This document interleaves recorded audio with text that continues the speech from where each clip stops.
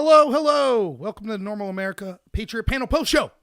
Every Monday night. This is the first Monday night that I not only did the Patriot Panel, but also the post show from my beautiful home office because I took the week off work.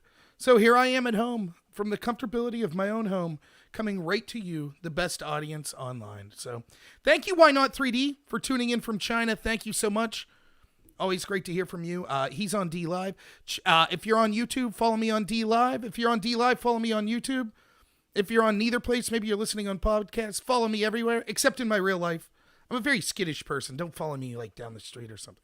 No, I'm just kidding. Thanks so much for being here. I thought the panel went really good today, and I got a lot to talk about. I also have a special treat for you all. So one of the things that this channel and running for Congress has led me to is a great of fellow like-minded patriots that really have helped me a long way in coming up with kind of developing myself and my personality as far as policy positions, my personality politically and things like that. One of them's a good friend of mine. You hear me talk about a man by the name of Carlos. He might be joining me via phone here in a couple minutes. We'll see how that goes. And me and him, sometimes we'll talk for 2-3 hours at a time.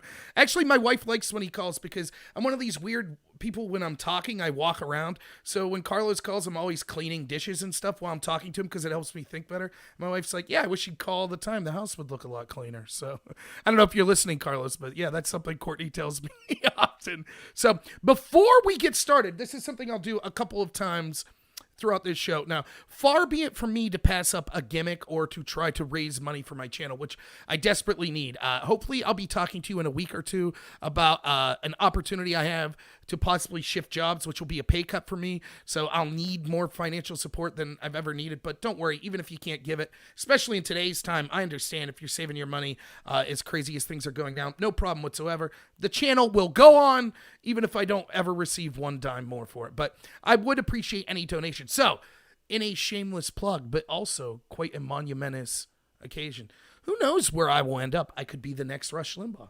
I could be the next governor of Pennsylvania, perhaps the next congressperson of my district. Who knows? I could be infamous. Maybe I'll get arrested for something. Nonetheless, how impressed would you be to know in these trying times where the coronavirus is scaring everyone and we have rushes on our local Walmarts and things? I have something that may interest you here. This is a roll of Cottonelle extra soft double ply toilet paper. What I'm going to do this evening for all of you is whoever gives me the biggest financial contribution of the night, I will officially sign your name with this Sharpie marker onto this roll of toilet paper. And this roll will be the last roll used in my house. And so when we're at our breaking point, when we finally have to reach for this, I will see your name before I use it, as will my family, and we will understand it. This is the person we have to thank for this one last comfort in life before we lose everything.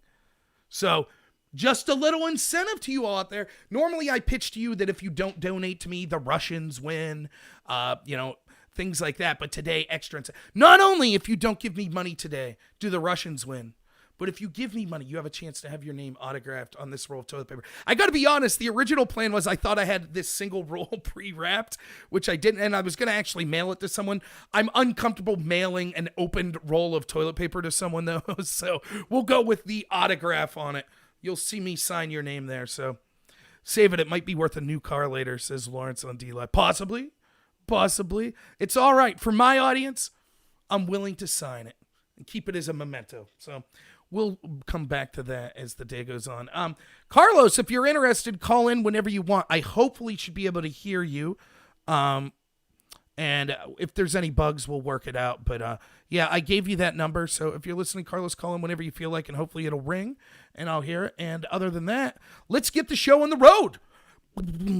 All right, the panel today, it was all about one thing, obviously, and that's kind of the shutdown of the United States and other countries around the world because of fears of the coronavirus. So, yeah, I thought everyone had good things to say, and there's some things to kind of piggyback off of what the conversation had. As always, The panel's great. I love everyone that's on the panel. I think it's great how they bring their own unique views. It was the first time I got to meet, let's be frank, I feel bad for him because you got so many big mouths like me that it's hard to get a word in edgewise when you have 6 people. So I will be contacting him and seeing if he'd like to do a show with me, and then hopefully we could hear more from him, because I thought, thank you, Skywater. I thought that he had a lot to say. Skywater, it says, good job on the Patriot Hour this morning. Yeah, my friend Mike, who does the show, The Patriot Hour, he's one of the best channels out there. Really, really like Mike. We don't necessarily agree on everything, but he's another person when I'm bouncing ideas off of. I just think it's great. So yeah, I love doing that show. He's one of my favorite people to do a show with. So check that out. Go to the Patriot Hours channel and you can see the live stream I did with him for about an hour and a half today.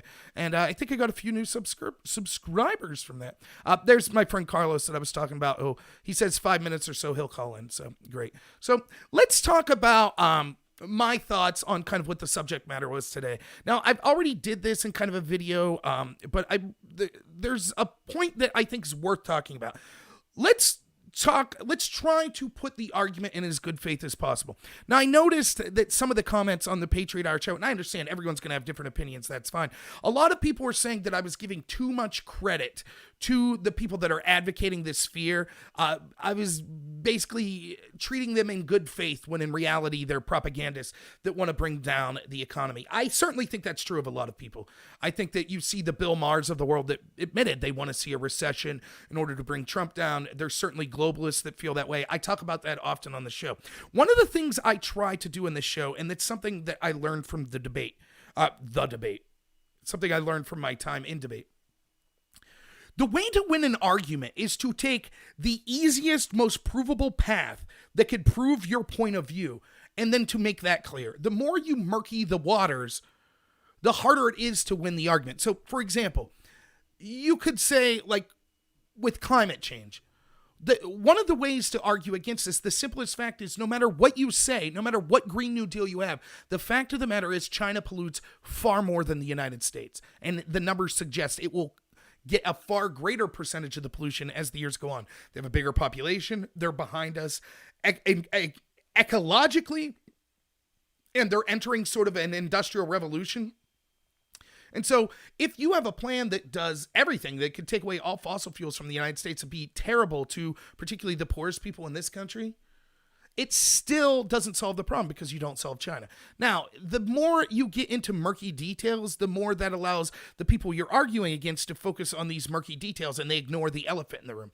The same is true with this coronavirus situation and the people that are fear-mongering in order, and I think that fear is actually going to be more detrimental to the country than the virus ever will be.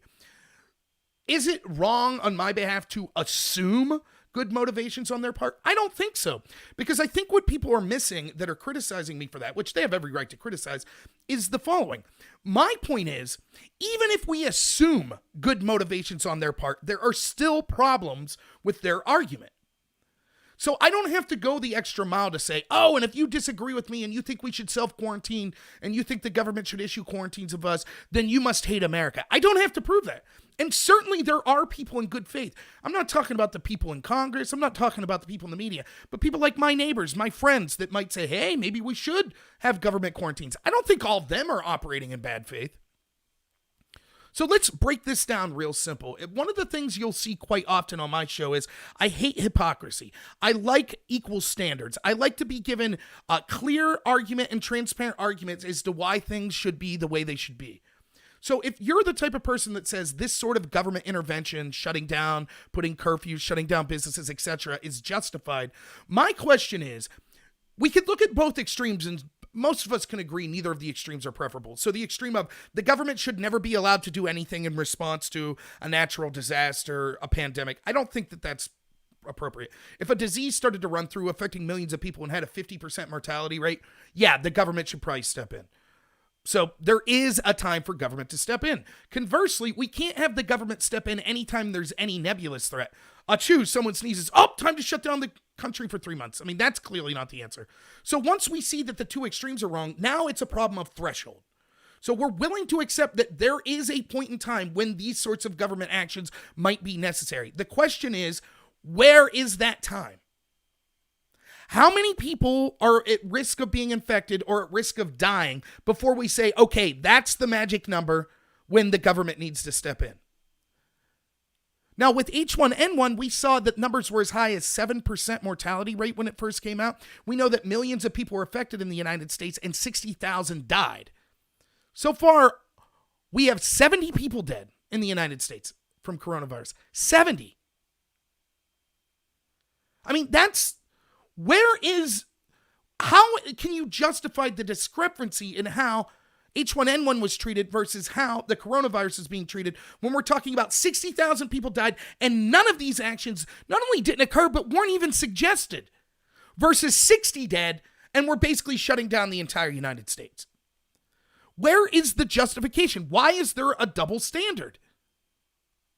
And if we aren't careful and we don't demand these transparent arguments be made by the people that are suggesting that we should give up our rights to assemble, we should give our rights to commerce in order for the greater good to protect us all. If we don't demand this threshold argument, I will guarantee you, even if they're correct this time, which I see no proof that they are, but let's say that they are right, that this is necessary to protect potentially millions of people. Even if they're right this time, if we let them do it without a fight, and just saying, yeah, you're right, we're not going to question it, I will guarantee you, anytime you give the government the power over your rights like that for your safety, it will be abused in the future. And so it is incumbent on us, anytime we're talking about giving up our rights, that we demand the fullest transparency possible. Look at how the Patriot Act occurred. Well, Joe was talking about this in the show today. We had the Patriot Act that was supposedly to fight terrorism. Now it's just a given. Of course the government monitors all your emails and your phone calls. Of course they do. Now we see how it led to FISA abuses. We see that the two-hop rule means they could spy on someone in the president's campaign. And that not only allows them to spy on the president, but some numbers show just from having a FISA warrant on one American, they end up being able to spy on 30,000 Americans because of this two-hop rule, which says they could spy on everyone that person talks to on the phone and everyone that those people then talk to on the phone. So 2 hops away from the original warrant. That's how far we've came because we said, okay, in the name of fighting terrorism, we have to give up some of our Fourth Amendment protections. That's exactly the type of thing we'll see occur with this. If we say, yes, okay, this was such a scary situation, it warranted giving up our rights, it warranted curfews, it warranted the government's taking on business. Look at the things they're suggesting. De Blasio, nationalizing a bunch of these businesses. Mitt Romney, a Republican, saying universal basic income of $1,000. All sorts of socialist communist policies, all sorts of dictatorship type like curfew things, saying that you can't have more than 10 people congregate, etc. That will clearly be detrimental to our economy and to people's way of life and their liberty without batting an eye. They're saying you're immoral for even questioning it. By the way, the same people that lie to you constantly, the media, the Democrats, etc.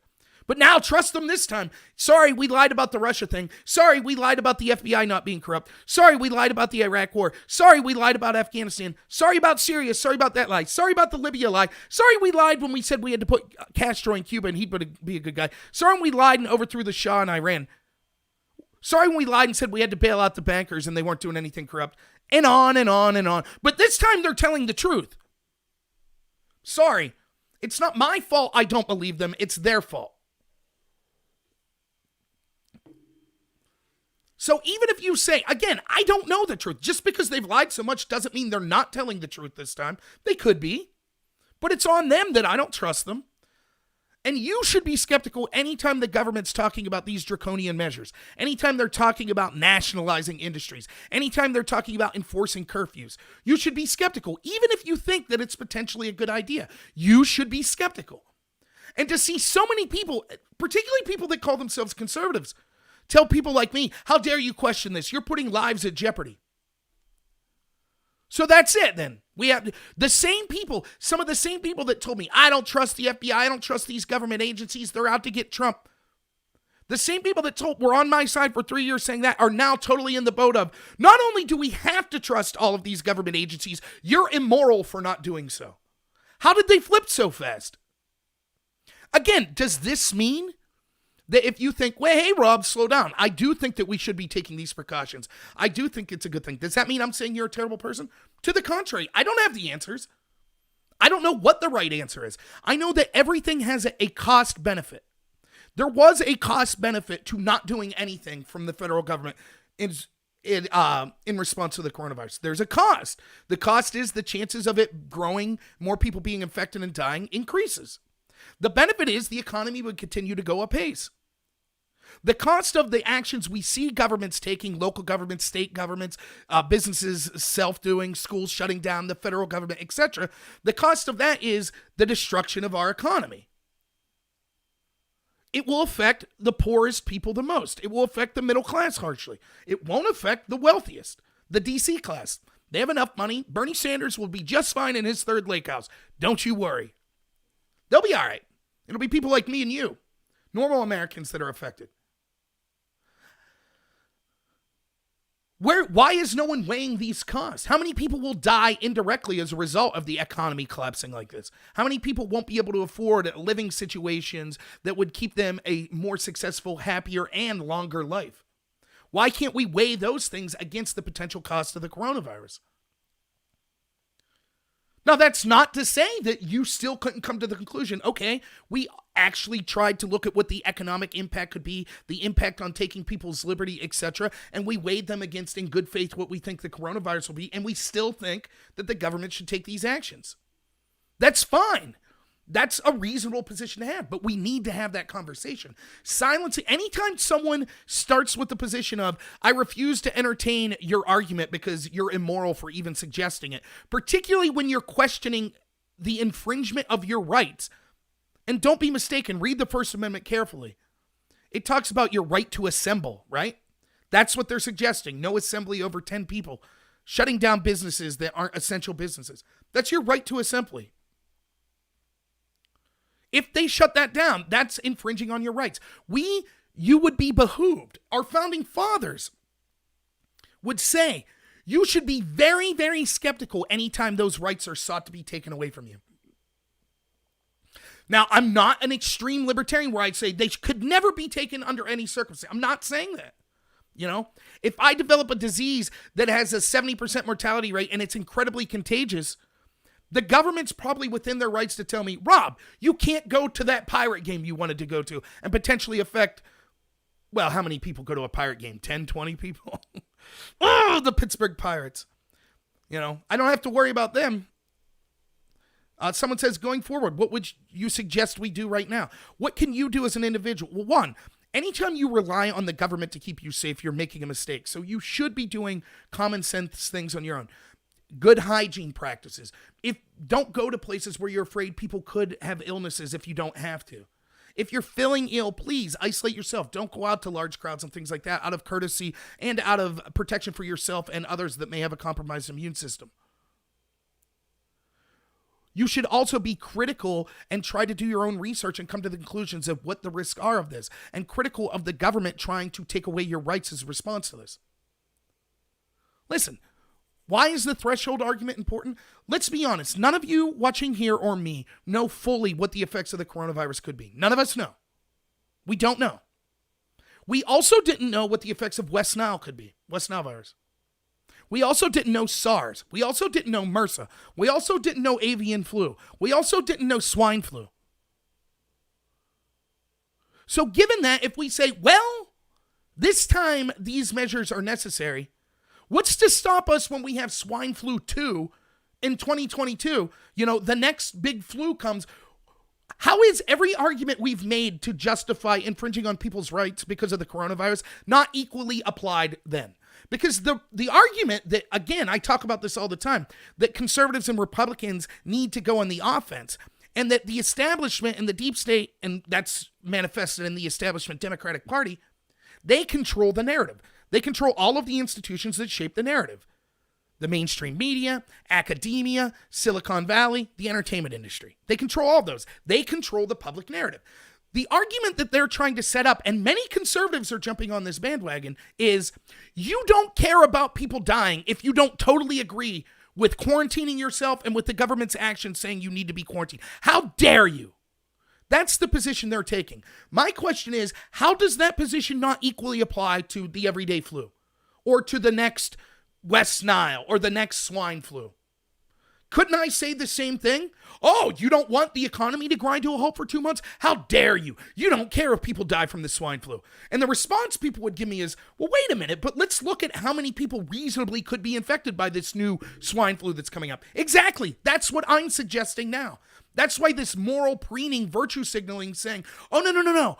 I have the right answer, and anyone who questions me is an immoral person. That's why this argument's nonsense.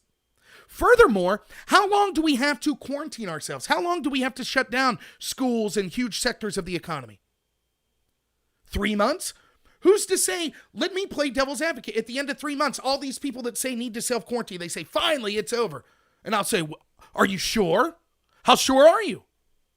Maybe we need to quarantine another month. And then at the end of that month, I'll say, hey, why not quarantine? Better safe than sorry. Don't you care about people potentially? You don't care? You're okay with people getting sick? We better quarantine for a year. At some point, we have to be honest. This is something that people don't want to talk about. But life inherently has risk. Liberty and freedom comes with risk. It does. Every time you exit the door, you are taking an amount of risk. We all intuitively know to shelter ourselves in home and never leave is not a life worth living, though. So we embrace some of that risk to be able to take it. Okay, my buddy Carlos is calling in. It'll be a brief test to see if I could get his audio working.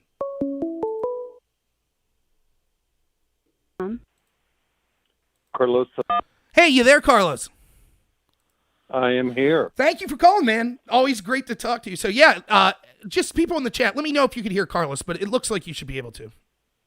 So, well, I hope they can, and I wanted to thank you for having me on. I only have about 2,700 things that I'd like to talk about, but I saw that you were talking a little shit about the pirates, and I wanted to let you know that the Roberta Clemente clan is looking to book a flight to Central Pennsylvania to have more, a deeper discussion with you. Yeah. Well, my joke was before they decided to delay the MLB was, oh my goodness, if they play games without an audience, how weird will it be for the Pirates players to play in front of an open stadium? Oh wait, that's been 20 years running now, so so it's no big change there. So yeah, I know we were talking earlier a lot about this virus, so I wanted to get your take on this. I mean, I think there's reason to be concerned, and that you could be a legitimate person concerned about this, but where do you stand on kind of the idea of us giving up our personal freedom and personal responsibility and liberty when we don't even, from a bunch of people that have lied to us over and over, and we have no idea how big of a threat this is? Well, I take your position that if they're willing to go out and infringe on the First Amendment, what other different amendments in the Constitution are they going to infringe going forward on any type of crisis that comes up? Exactly. It's a fair question, yep. Right? I don't know the answer to that, but I did want to mention something that, right before I called, the last thing I heard before I shut off the video is exactly how or exactly when will you be dead certain that the crisis is over? Right. Is that a valid question? Yeah, those are the type of things I think, right? Like, and I know from our conversation earlier, you agree with me on this is, look, okay, if you're saying this is necessary, then it is incumbent on the people demanding our rights be infringed to outline exactly what the case is that warrants the infringement. And right now, the case right. Your threshold case. Right. And right. How do the arguments they're making right now, because they're so I don't want to say nonsensical, but there's so much arrogance to them and there's so much self-assurance to them. They're just saying, no, you have to listen to us. There is no debate. How do those arguments don't apply 3 months from now when they say everything's better? Why can't I play devil's advocate and say the same thing? How dare you? You want people to die? These same arguments will still apply then, right? Well, those are the consequences that I don't think that they're not talking about it, Robert. Mm-hmm. As a parent, you have kids and there's consequences, right? So, last night, I have a friend who's a senior vice president at a very big firm. He's a stockbroker. And I asked them last night. It was just a question. I said, what's the reason that we can't close the market down for maybe Monday or Tuesday and maybe close the banks down? What's the reason for that? And he said, well, because there would likely be a panic. Okay. So I said, what's the difference? And Robert, I swear this is exactly what I asked him 24 hours ago. So what's the difference if tomorrow at 5 o'clock, I give you a call after the market closes and we discuss the fact that we lost 3,000 points? Do you know how many we lost today? 3,000, yeah. 2,997. Yeah. So, so what's the difference? So if it's a panic on Monday and tomorrow there's another panic and then Wednesday's another panic, when do we have a run on the banks? Or are we having a run on the banks right now? Because I've heard of 2 or 3 people that I know that know other people that have, gone to the bank and took out $3,000, $5,000, $6,000 Yep. to have in cash. And then you couple that with, and what was the name of the one man that was talking to American Joe or something Joe? Yeah, American Joe. Okay. Yeah. In our lifetime, we've never seen. I'm 61. We've never seen empty shelves. Right. And I worked in retail, in the early 80s, store security. And even when, in New Jersey, there was a store called Two Guys. I've never seen, empty shelves like I've seen, in the last couple of days. Right. So there's a panic, okay? And I'm not entirely sure that how that panic is reconciled. You know what I'm saying? How do you reconcile saying all these things? Where do the governors get the ideas of saying, okay, like in Pennsylvania, for your listeners, in Pennsylvania, we cannot have businesses that are open that are, quote, non-essential, unquote. Robert, explain to me who decides that? Who decides what's essential and what isn't essential? That's exactly right. Right. And like your first point there, again, I think I see a lot of the comments talking to this as well. It's like, okay, we're willing to accept some sort of government action, but it has to make sense. They should outline what the threshold is. They should outline exactly what they're doing. So to your point about, well, we can't close the markets because it'll cause panic, but that doesn't jive with the other. They're closing all non-essential businesses, but the stock market's essential apparently then, right? Like, now granted, that's a Pennsylvania thing, but do you see what I'm saying? One action doesn't jive with the next. So on one hand, they're telling people, oh, my wife works at a bank. That's an essential business. You're not at risk to go to work and deal with money and with crowds that might come in for that money if there's a run in the bank. You're not at risk. But on the other hand, if you work at a restaurant, you are at risk. And so it's like in their attempts to lie to us, in their attempts to, let's say, give them the best case motivation to keep a panic from starting, they're being hypocritical with the actions that they're doing. Now, all of this would be okay if we had agents, a media, a government that we could trust, but they've lied to us over and over. So now people reasonably are skeptical. And I don't know. Like, I wish that they would come out and just say, this is exactly why we're doing what we're doing. Here is the threshold that triggered our actions. If the threshold gets to this point, this will trigger the following actions. That I could wrap my head around. But me and you both know, anytime you give the government the power to take away your rights, they will misuse it in the future. So even if they are doing it legitimately now, we will see this misused in the future. And, oh, by the way, who's using it to their benefit right now? Well, we have abortion funding in the coronavirus funding bill. We have de Blasio suggesting communist nationalization of business industries. We have even conservatives suggesting things like universal basic income. So it's clear that if they're willing to do that sort of stuff now, imagine where we'll be 5 years from now once this sets the precedent. Well, and to that last point regarding, the $1,000 with Senator Cotton and Senator Romney, forget about the fact that we're conservatives, but American Joe homered that idea and that ball hasn't landed yet. Right. And that is the American people. Most people, forget about American people. Most people don't know how to handle money. Right. Okay. And I think that it was you that said, that people that would rather have season tickets to the Pirates and have three Right. TVs, okay, before they decide to have, health insurance.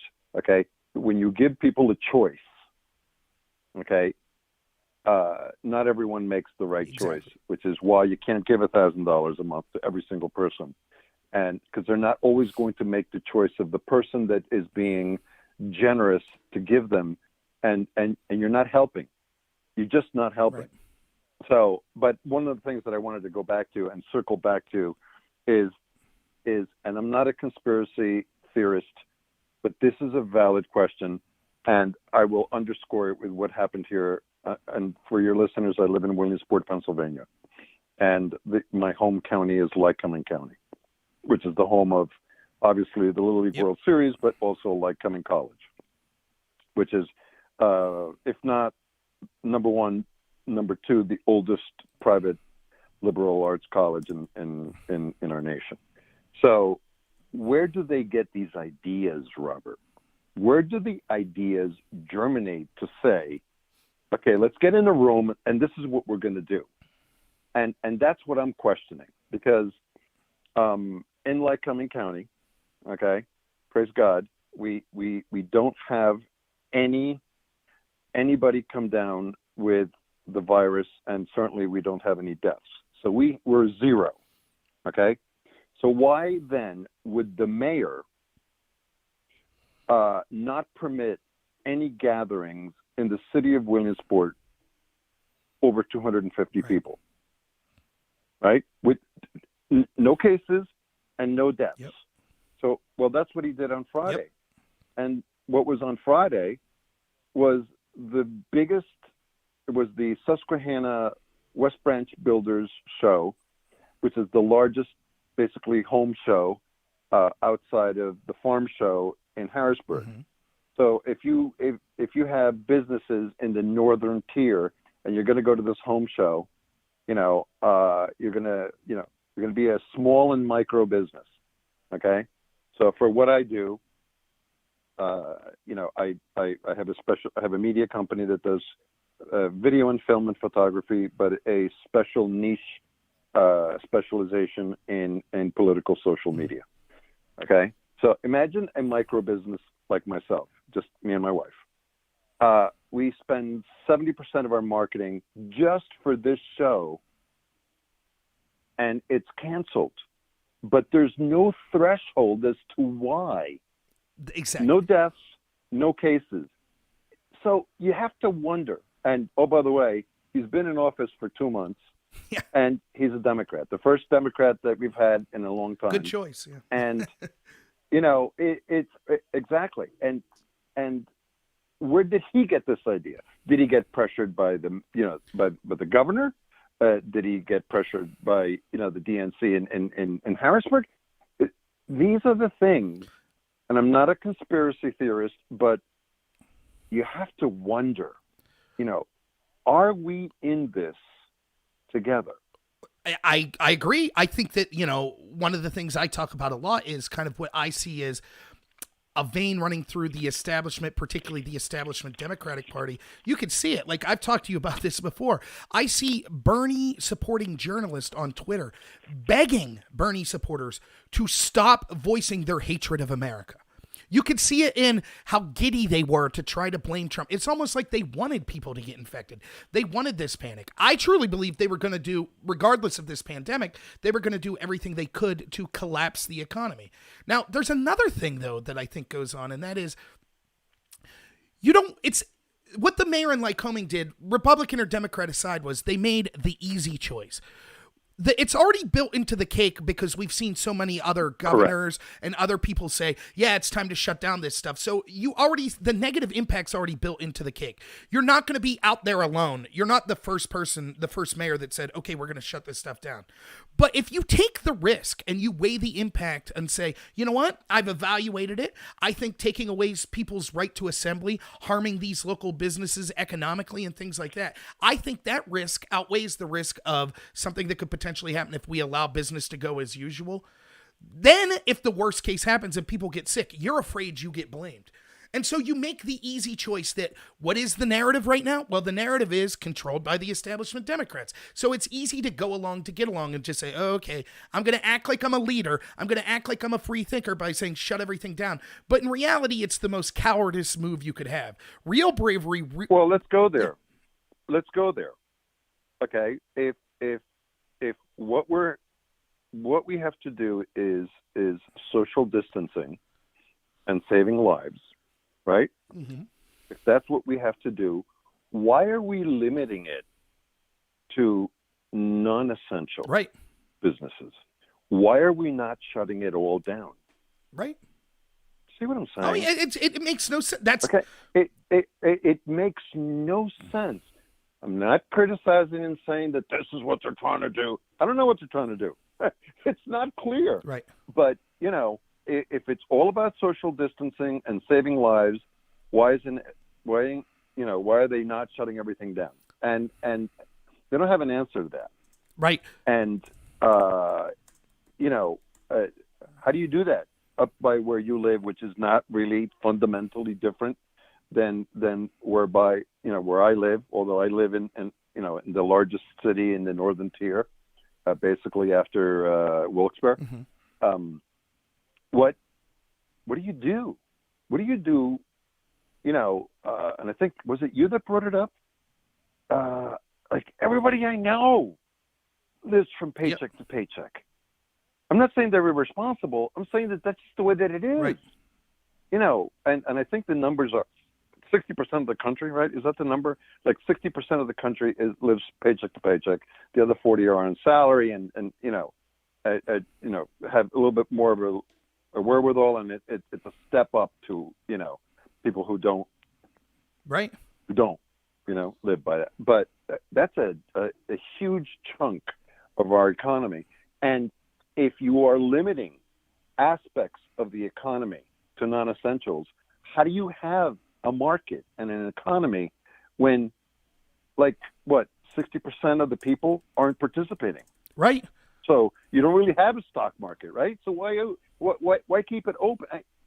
Listen, these are questions that are just on every single person's mind. Right, and that's what I'm saying. We're willing to accept government response, particularly if it's in good faith. Even if it's, everyone makes mistakes. The government's not going to be perfect. I get it. But what we want is transparency and clear answers as to what the thresholds are, why they're deciding to leave this type of business and call it essential. For example, my wife's a bank teller.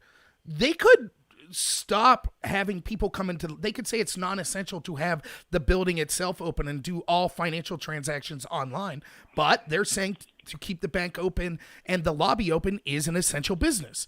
So where is that line of demarcation? How did they make that decision? You know what I mean? One of the things I want to talk about, because I see this coming up a lot in the chat, and I think that me and you'll both have good things to say on it, is this idea. Tigger says it on the chat. It says, maybe the mayors and the governors are doing what they're doing because of Italy, because we see the heavy death toll in Italy. Well, here's the problem with that. Italy is a fundamentally different country than the United States. They decided to take in refugees. Correct. They decided to not take the precautions that we in the United States took early to say we're going to stop the flow of people, etc., things like that. So to say, well, because they handled it poorly, that means we have to take away rights of Americans. I'm sorry, that doesn't jive with me. By that same token, then, if there's a bad outbreak of, say, HIV or some other sort of illness that occurs in, say, Germany, does that mean that we shut down commerce in the United States because of that as well? And I don't like the idea of saying, well, another country, we see that there's bad results there, therefore we have to just give a blank check to, well, we can no longer have commerce in the United States until things get better in Italy. Like that doesn't make that doesn't make sense to me. Right. And again, So let me Sure. go ahead. I'm sorry. No, I'll just finish up and then I'll leave you respond. Again, then give me the threshold. So what? How many people needed to die in Italy before it was okay for the president to say, no one's allowed out past 5:00? Like that would be my answer to people. Where do you draw that line? Okay, well, things were bad in Italy. Therefore, that justifies saying no one could leave their house?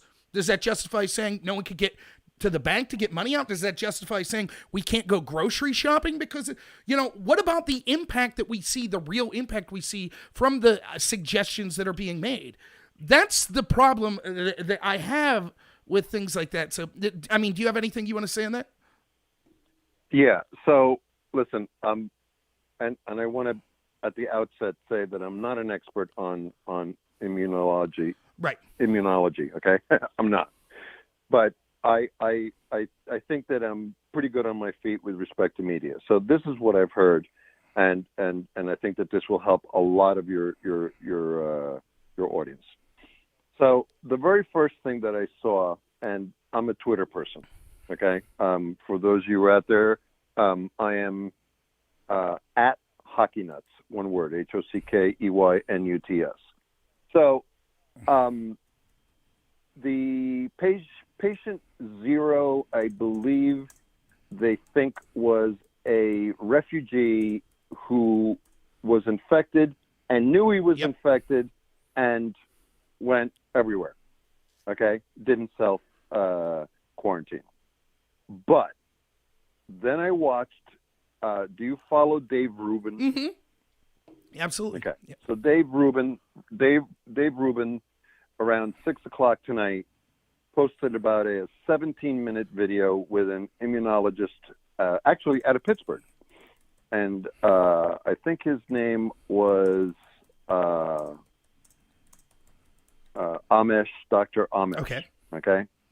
And he talked about Italy. And he said, listen, there's a fundamental difference between the United States and Italy with respect to their healthcare system. Okay. They have a government system. Okay. And one of the critical mistakes that they made, as I understood him to say, was that they only focused on the real dire cases, and they didn't really test anybody other than people that were dire, and they should have tested more widely.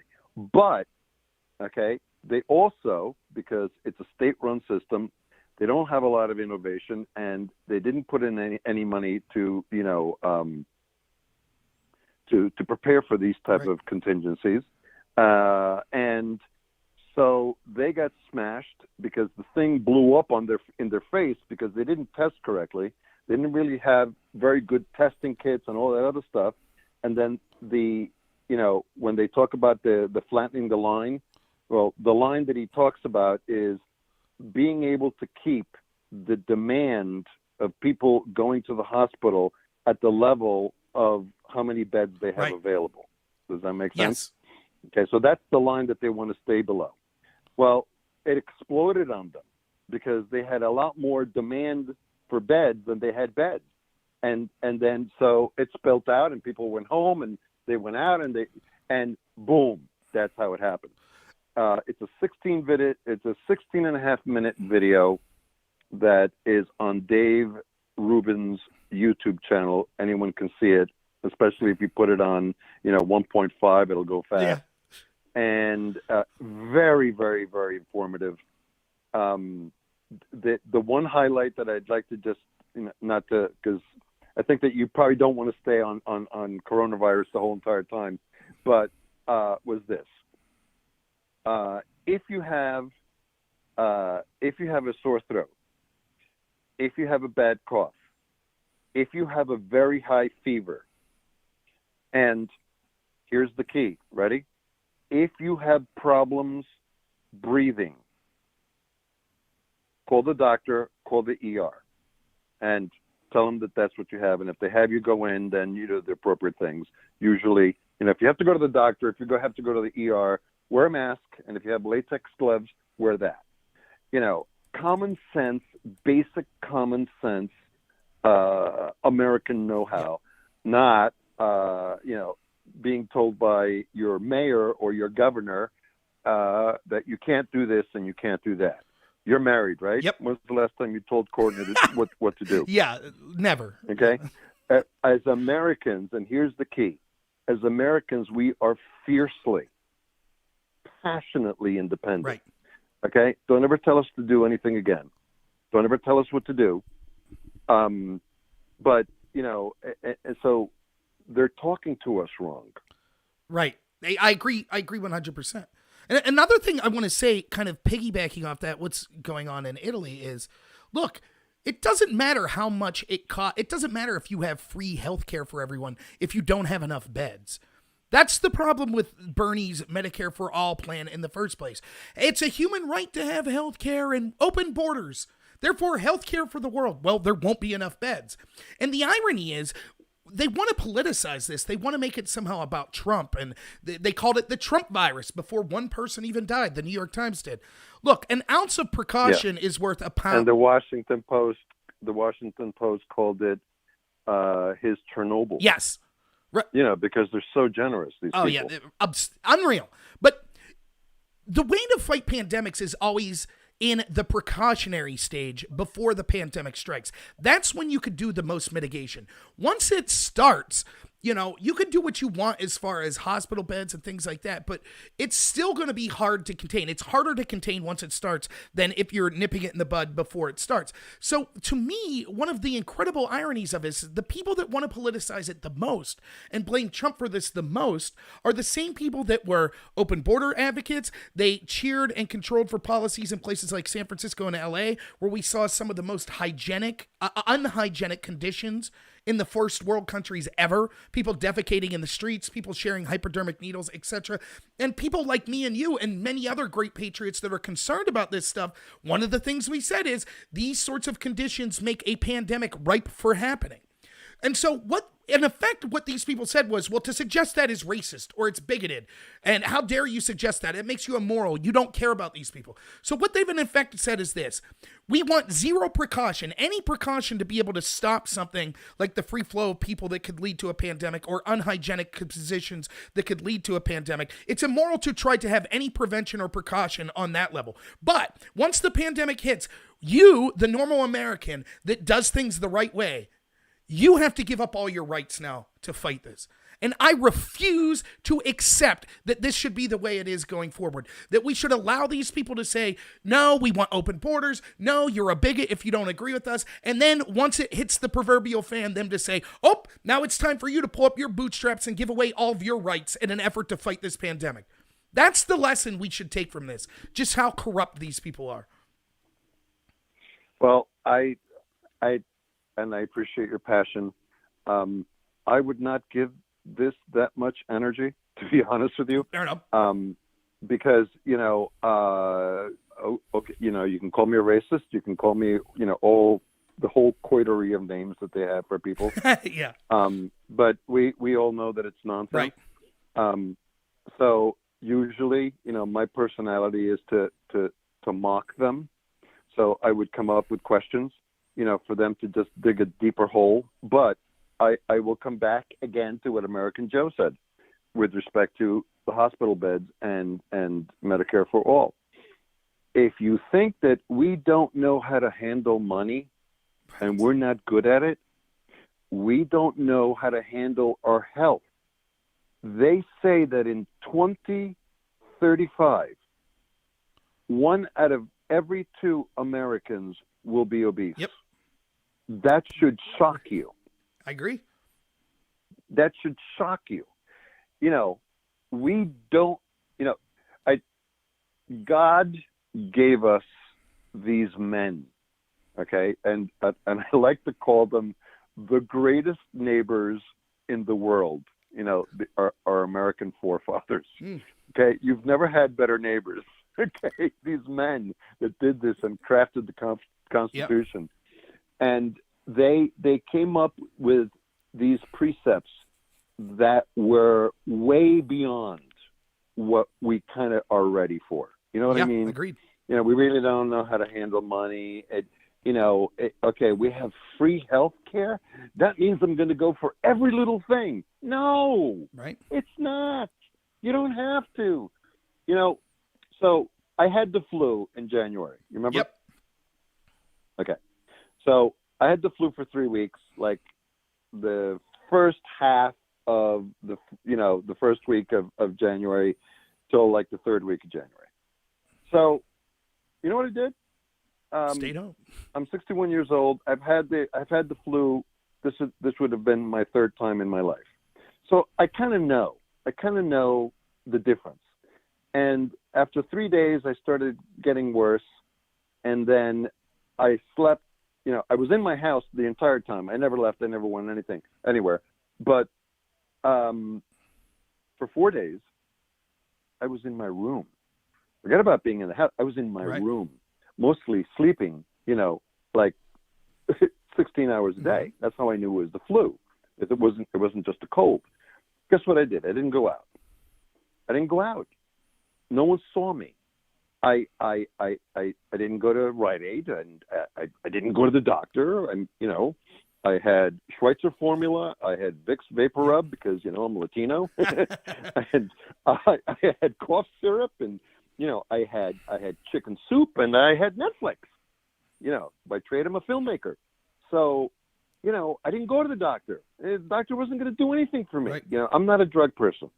I had aspirin. Oh my gosh, I had aspirin. Okay, Robert, I had aspirin. I wasn't going to go over there and You're not get getting any type hooked, of are drugs you? because you know what? No, I mean it was just one of those things where I knew this was going to be something I'm going to have to tough out. It's the flu. It's 2 weeks. End of story. That's it. 10 days to 2 weeks. It hits everybody different. And the last time I had it was in. I'll tell you exactly when it was. It was 1996. And it happened to me in early April, and I was down for 2 weeks. So there you go. I knew what it was. Right.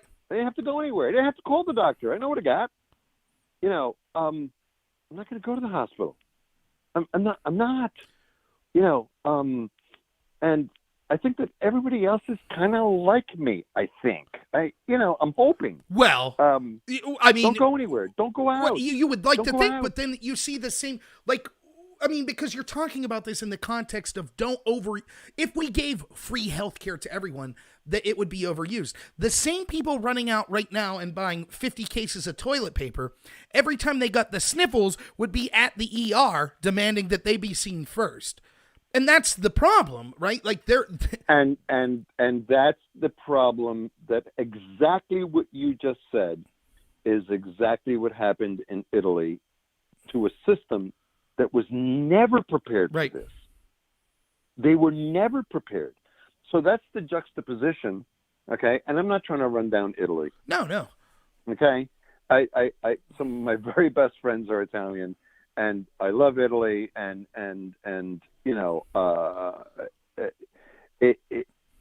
it's an important country, but that's what they have. And oh, by the way, there's a huge difference in population too. Right. Okay. And there's a lot of different population centers. It's structured different than our country. Yes. So when they sit there and tell you, Bernie Sanders, wow, this and Denmark and Norway, we're not the same. Right. We're not the same. We're not the same culturally. We're not the same politically. Yep. We're not the same legally. We're not the same with respect to the health care. And more importantly, we're not the same in the same type of mindset. Exactly. We have liberty. We have freedom. They don't. Look, and people don't understand what it is to live under those things. And I think that Sarah was talking about it, the gal that hosted tonight. Yeah, she's great. Is that her name, Sarah? Okay. She's fantastic. Yeah, really great. Yep. She said, listen, Great Britain doesn't have the First Amendment. Right. Do you know that right now there are aspects of things that we've said, you and I have said, that if we were living in Britain, the police would come to our house and knock on our door and say, you've committed a couple of thought crimes and we want to talk to you about it. Absolutely. I mean, it's unbelievable. In the United States, you get to my porch and I talk to you through my ring and tell you to get the fuck off my porch. Right. I don't care if you're the cops. Unless you have a warrant, get off my porch. I'm armed to the teeth. Yep. Exactly. That's the difference. So that's a mindset difference that people in Italy don't have.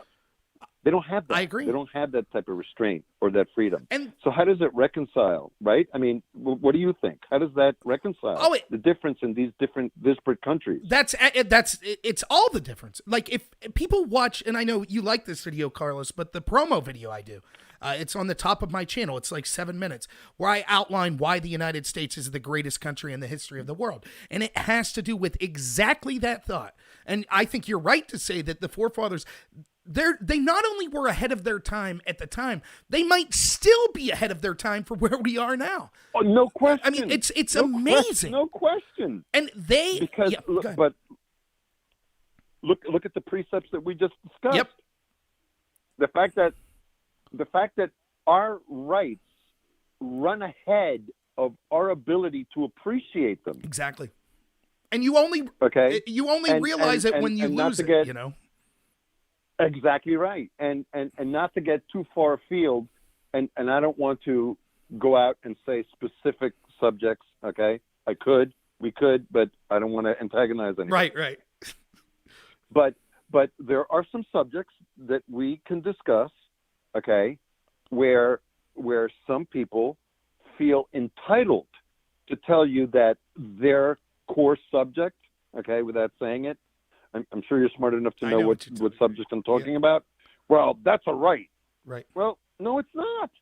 Right. It's a privilege. It's not a right. Yeah. Okay. You want to know if it's a right? You know what the bulletproof way to know if it's a right? Check the Constitution. Right. If it's in the Constitution, it's a right. If it's not, take a hike. That's right. I'm not mad. I'm just saying. Right, and our founding fathers understood that it was built on personal liberty, personal responsibility. Everyone wants to forget that second part. Look, let's go right out. This is a conversation we had the other day. This is a tough conversation. Conservatives don't want to have this conversation, but it's something that needs to be discussed. We have the narrative controlled by the establishment, particularly the establishment Democratic Party, and because they control the narrative, they always couch their argument in the sense of morality. We are moral. I did this live stream a couple weeks ago. Ron Howard put together a viral statement on Facebook of what it means to be a liberal. And it's very funny implicitly what he's saying without saying it. He says, I'm a liberal because I care about the poor. I'm a liberal because I don't want people to die due to lack of health care. I'm a liberal because, I don't want people to go hungry. As if conservatives want people to, die of diseases and to suffer from starvation. Not at all. We just realize that there's a cost benefit to everything and that the ideals of personal liberty and personal responsibility are the best ways to have the best system for the biggest amount of people. And so let's talk about this, one of the rights that people claim to have, the right to health care. That's not a right. Not only is it not a right because it's not outlined in the Constitution, but do this little test. If you don't have food, would you buy tickets to a sporting event? No, you would buy food. If you don't have water, would you go to a local concert? No, you would get water. If you don't have shelter, would you buy a new computer or a PlayStation? No. But what about healthcare? You know how many people I know that don't have healthcare, that had season tickets to baseball teams, that had 3-4 computers, huge big screens? Now, why should other people that made the correct choices in life have to pay for the poor choices that these people made? And here's the truth. Here's getting right down to the nitty-gritty that everyone who ever runs for office is afraid to talk about. Yes, if you advocate a system of personal responsibility and personal liberty, some people will die because you are saying that there is risk and you're willing to accept that risk. And the thought experiment I do is this. We could end vehicle accidents, almost all but end them, if we lowered the speed limit to 5 miles an hour. Is that worth it for your quality? Is your quality of life, are you willing to give up that? Not only is your quality of life diminished, but people will literally die as an indirect result of that, as ambulances are stuck in traffic and no longer, etc. All sorts of ways. Medication can't get to stores fast enough, etc. And so we get put in this awkward position of, just take out healthcare for a minute. Just go with the speed. Oh, so you want a 70-mile-an-hour speed limit on the interstate? So you're okay with this woman who wrecked and died on the interstate? Well, no, I didn't want her to wreck and die, but I understand that with personal liberty and personal responsibility comes risk. And it is worth accepting an amount of risk in order to have freedom in our lives, because that freedom allows the best society for the greatest number of people. That's what the founding fathers understood. And so Italy's a great, like, that kind of ties into what we're talking about with the coronavirus. They don't have that mindset in Italy, right? As a result of that, they said, well, it's okay, we'll leave patient zero, just walk around, they could do what they want. And anyone who comes, you're welcome to healthcare. Now look at the end result of that. Whereas in the United States... No, but they didn't have a safeguard for right? that. They didn't let him walk around. Well, yeah. They had no safeguard. They had no protocol to know what to do with the guy. That's bad. Right. Exactly. Come on. But let's go back. Did you want to finish that? Because No. And so I wanted to go back. Just real quick, just to finish it. So it's the same with healthcare. Like, literally, I've heard this argument from Bernie and his supporters.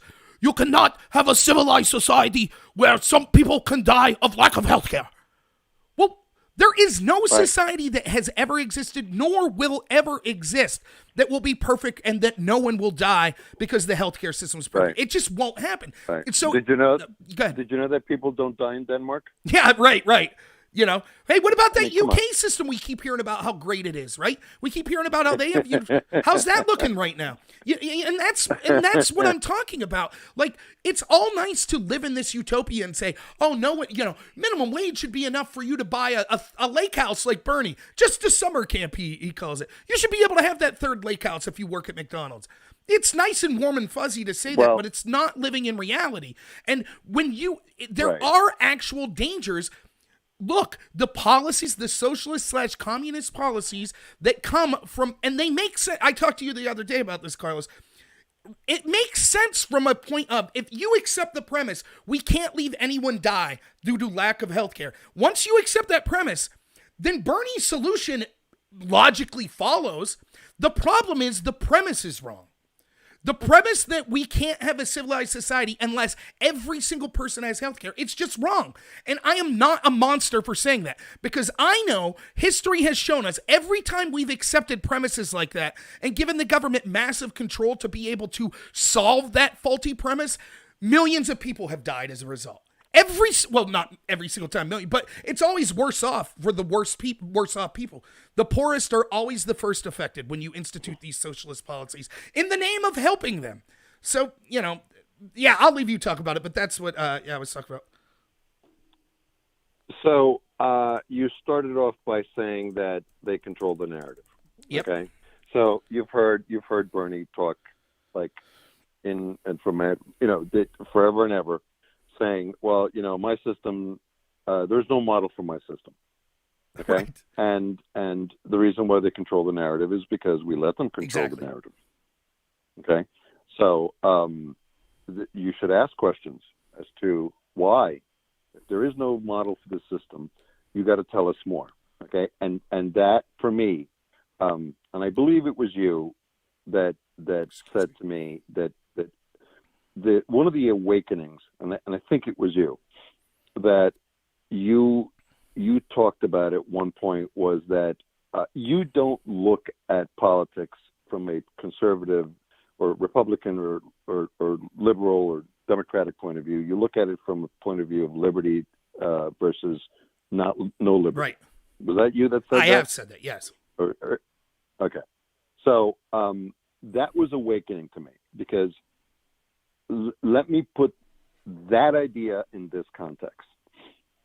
When they tell you that they are more moral than you,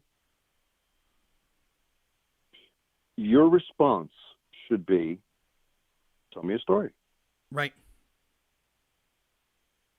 So let me give you an example. So my wife, right? Yep. She is, you know her. She's about as apolitical. Yep. Not interested, okay? Not interested at all in politics, okay? And, but I would describe her ideology and her mindset as a mom that takes care of her children, and she raised her children strong and good, and they are all thriving, okay? All our children are thriving. No problems at all. She is not someone that I would characterize as being illiberal. I would say that she would be a conservative. Sure. Moral. Mm-hmm. How many people do you know in your life that on a 20-degree night goes to Wegmans to get milk, coming home from work at 1 o'clock in the morning, and sees a woman with all her life belongings in a shopping cart and opens up the passenger door and tells her to get in and put her shirt in back, Mm-hmm. and brings her home? Yeah, not many. Yeah. So when I ask you to tell me a story, if your story doesn't top that, you're not more moral than me. Right. So stop talking. And Okay. So I agree. So the point of controlling the narrative from a tactical point of view, and you're a guy that is, does debate, but I'm a guy that does media. This is how you commandeer the high ground. Demand to hear a story, and demand that story concrete you in total trust of what they're saying. So what I'm saying is that Bernie's never told me a story that I believe nor makes me trust him. Right. End of story. End of story. And it period. The end. It So matters, right? We don't need to discuss anything else, because you're not going to get the high ground on me, because you don't have any stories. And the reason why you don't have any stories is because you don't have any life experience manifesting those stories. Do you know how many stories I could tell you about my wife doing things like this? Right. Any idea? Okay, so talk is cheap. And I this is what obviously the major media is not doing in these debates. We get these people because we do not vet these people. No one has ever asked a politician, what is your absolute worst mistake as an adult, and what did you do to reconcile it, and how does that help you now fulfill the position that you're running for to lead us out of the wilderness? How much experience do you actually really have social justice warrioring? Right. Yeah. Zero. Like, to piggyback off this morality point, let me be clear. I don't want to get into the morality game. Like, let me give you an example. Mitt Romney, right? But I just showed you a way of doing it without taking the moral ground. I know. All I asked you to do is to persuade me with a story so I can trust you. Oh, right. I totally get that. If they want to insert, well, we have the moral high ground. Like, I want to be like, my first gut reaction is like, let's not play that game. Let's talk about factually what's best for the country. But if they insist what you're saying is true. So let me give you an example. Mitt Romney. I don't care that Mitt Romney made his fortune at Bain Capital, basically screwing middle-class America over. I really don't care. That was his position. I don't see how that affects his politics. I'll look at his positions and decide whether or not he's the candidate for me. But when Mitt Romney comes out after Trump and starts getting on his moral high horse, talking about the moral failings of Donald Trump, well, then all of a sudden, I believe it's relevant to look into your moral character. And so let's take a look at what your life has been about. Andrew Gillum, when he starts talking about morality, who was the former lieutenant governor who lost to Ron DeSantis in Florida there, he wants to talk to us about the morality of being a Democrat. They just found him with a male hooker who overdosed on meth that was probably Gillum's. So I don't want to hear about his morality. I dealt with this in debate a lot, where you would walk into a room and they would say, you would debate some teams that were radical black activists, and they would say, why haven't you acknowledged your privilege? You need to lose because of whiteness. We need to reject whiteness, etc. I would say, look, I don't want to get into this debate. I'm not a racist. If you want to talk about racial politics, fine, but I'm not going to make it personal. No. They want to make it personal about my whiteness. So then what I learned to do was, even they can't say that you were born evil. So I would say, okay, then define whiteness. I had to make a choice to engage in whiteness. So what was the choice? And they can't define it. So they would say something like, they would hem and haw for 3 minutes, and then finally they'd be like, money or power. Right. And I'd be like, okay, what university do you go to? I go to Louisville, pretty prestigious university. I go to Clarion University. Ever heard of it? It's one of the smallest state schools in Pennsylvania, primarily because it was the cheapest one that I could afford to go to.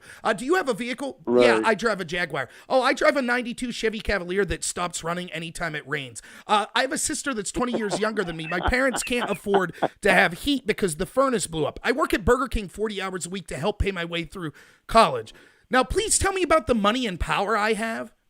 You know, and they don't have a response to that. And then I would end it by saying this. But having said that, this should not be a pissing match about who of us is the biggest victim. I don't want to talk about this. But if you're insistent, almost every single person that's insistent on getting on this moral high ground, almost every single one of them you find ironically have incredible moral failings. And that's the point with Bernie Sanders. That's why it's important to talk about his hypocrisy. He says that he used to say millionaires were bad until he was a millionaire. And now it's billionaires are bad. So what Bernie's really trying to tell you is anyone who has 1 penny more than me is immoral. That's what Bernie's trying to tell you. And I refuse to be punished. Right, exactly. And I refuse to give someone this sort of power. The amount of power that he wants through things like the Green New Deal, total government takeover of our economy and our energy sector, I'm not going to give it to someone that I could see's own personal actions and the way they've lived their life has been hypocritical. Because I know they will govern hypocritically. And as soon as they prescribe open borders for us, he'll continue to live in a gated community. As soon as he says your light bulb is a normal American's the problem, he'll have a third lake house that he calls a summer camp. You know, I can't accept that crap. Now, if you want to keep morality out of it, fine. Then we could just talk about, is socialism a good policy? Of course not. But if you want to make it about morality, hey man, we could play that game. Because I'm confident, just like with you, Carlos, I don't just talk a talk. I try to hold myself to this. My judge at the end of the day is me. Can I look myself in the mirror? Am I an authentic person? Am I trying to be a good person? I think I am. I think that people that know me in life, the people that have seen me on here, hours and hours on here, no, I might not be perfect, but I'm trying to do the right thing. So I don't take these insults on my morality seriously. Just because I don't want the government. Oh, yeah, no. You know? So it's laughable. That's just my feeling on this kind of the whole. Now, just to piggyback, I would be remiss if I don't ask you this, because it's something that I like talking to you about, and I think the audience will like hearing about. Along those lines, I was just talking about kind of victimhood culture. As someone yourself who's Latino, who's an immigrant to this country, could you explain to the audience how infuriating it is to you when people try to treat you like, oh, you're so special, you're a victim, we need to look out for you? Can you explain just how much that burns your blood to people? You guys can do it better than me? Mm-hmm. Really? So, I'm going to come back to it, but I don't want to forget this. Sure. Bernie and morality and Senator Romney. First of all, Bernie lies. Okay? He lies. He flat out lies. Amazon pays $0 in taxes. It's a lie, yeah. I'm not mad. I'm just telling you that's a lie. Number one. Number two, both Senator Sanders and Senator Romney never talk about their life experiences as to how it's a benefit for us that they're senators based on their life experience. Never heard anything that's to our benefit.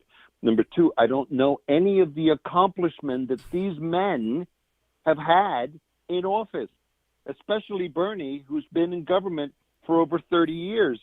And how is it a benefit to us? I don't care about you. I care about me. Mm-hmm. It's the first law of marketing. People don't give a shit about you. They give a shit about themselves. Mm-hmm. I'm sorry. That's the way it is. Okay? And that's the problem that these people are going to have now that they're closing down businesses everywhere is who pays? Yep. That being said,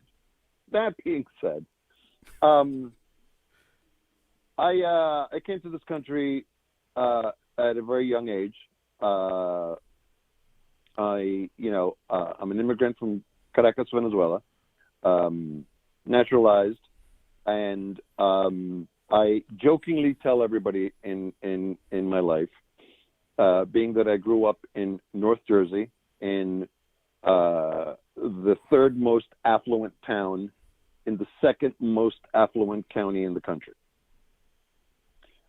It was white, it was rich, it was Republican, it was, conservative. Right. I was basically the only ethnic kid for like 7 townships around me. So, I had a really funny name. And I joke around and I said that the first time I ever got into a fist fight with one guy, I was 11 years old. Okay?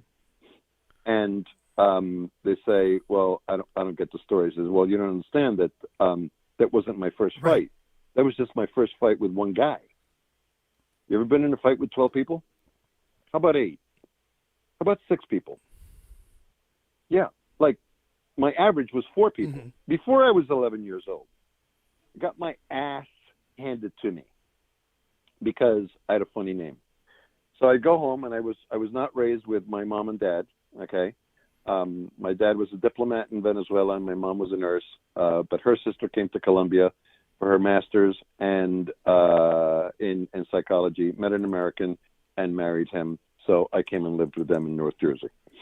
So I'd go back, got my ass handed to me, cuts and scrapes, everything, and my uncle would walk in. My uncle who's not my blood, okay, but I was the son he never had. Mm-hmm. And he'd walk in and he'd look at me and he'd say to my aunt, anything broken? And she'd say, nope. And she said, well, patch his ass up and send him to school tomorrow. Yep. See, I was raised in a hotter fire than most people. And yes, it seems almost vicious that that's the way that I was raised. But guess what it gave me, Robert? It gave me the insight that I could be stronger and smarter and better and faster and meaner and more agile. So every night, I don't go to church a lot, but I'm very devout in prayer.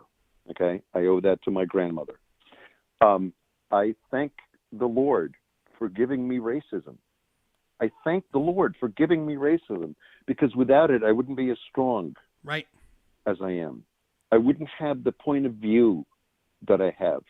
It would never occur to me to use the fact that I got my ass kicked as a young boy because of my name and because of racism, and use that as a totem to say that people owe me. You don't understand. I'm doing this show and you and I have a friendship is because I owe your forefathers an unbelievable life. Do you have any idea how many lifetimes I would have to live in your service to pay you back for that? I don't understand these people. Racism was wasted on these poor bastards. Right. You're doing racism wrong. So, no. So by trade, I'm a filmmaker. And one of the things that I'm doing, the biggest project of my life, is I'm the first producer in 80 years to get the life rights from the Stutz family to do the life story of the founding of Little League and the story of Carl Stutz. Okay? Which, again, you're Williamsport, for those that don't know, the Little League World Series. Right. Yep. Right. So you do understand that, like, if Paramount ever came to me and said, well, we want to do your story because it would be great, because it would be a great story for the whole entire country because you're Latino, I'd set Paramount on fire. Right, exactly. I'd call up Robert, we're going to Hollywood. Bring a couple of gas cans and, some of those, those Swedish matches, Right. The ones that are really good. Because we're setting them on fire. Don't ever friggin' give me anything that I didn't deserve. Right. Okay, you're talking to a man who raised a Marine Scout sniper. Marines, earned, not given. Right. Okay, you know where I learned that shit? I learned that in this country. I learned that in America. Yep. That's what America taught me. I don't understand you people. I don't understand your warrior. I know what warrioring is. The promise of America. Yeah. What the hell are you people talking about? You're going to give me free shit? No. I'll take that free shit and shove it down your throat. Exactly. It is a mockery. It is a mockery of people in my home state, of someone like Benjamin Franklin. Yep. And George Washington. People don't really know the deep literacy of George Washington, how great he was. Yep. And Lincoln and Jefferson, and all they know how to say though is that they were slave owners, and the New York Times only has it in their mind that the country was founded on racism. They're missing the thread. Okay, and no, I will never permit you to give me anything that I didn't earn. Exactly. Ever. And I don't understand them. I don't understand them. Racism is the greatest thing that ever happened to me. Yep. And my family. It is the greatest thing. I am so thankful that I was put through that white fire and survived. Yeah. I don't know if there are any of those models left for the American male to endure anymore. Well, and how will that manifest itself in the future? It's again. I have a son, but I only have one son. Right. I wish I had 15 sons that exactly. thought like I did. I only have one, and he's a dangerous little bastard. He could shoot the ass off a fly and at 3,000 meters. That's a dangerous guy. Right. So I don't know. But that's my experience. See, I just told you a story. What's Bernie's story? Right. What's Romney's story? They don't have compelling stories. How does Romney's experience of destroying, of being a titan of business and a destroyer of worlds, been a benefit to the United States of America? I'll be quiet and you just whisper in my ear what that is. Go on. Right? Yeah. How about Bernie? Yep. Go on, Bernie. Let's hear it. And the problem is that they're so awful at controlling the narrative, the ones that they think that are controlling the narrative, okay, because they're not, the media is. They're so awful at it that they don't realize that there's no benefits. I just told you a story that you could kind of put in your mouth and run with it, okay, and inspire other people that might be of color or people that that don't really understand their own the fact that they're Americans. Yeah. Okay.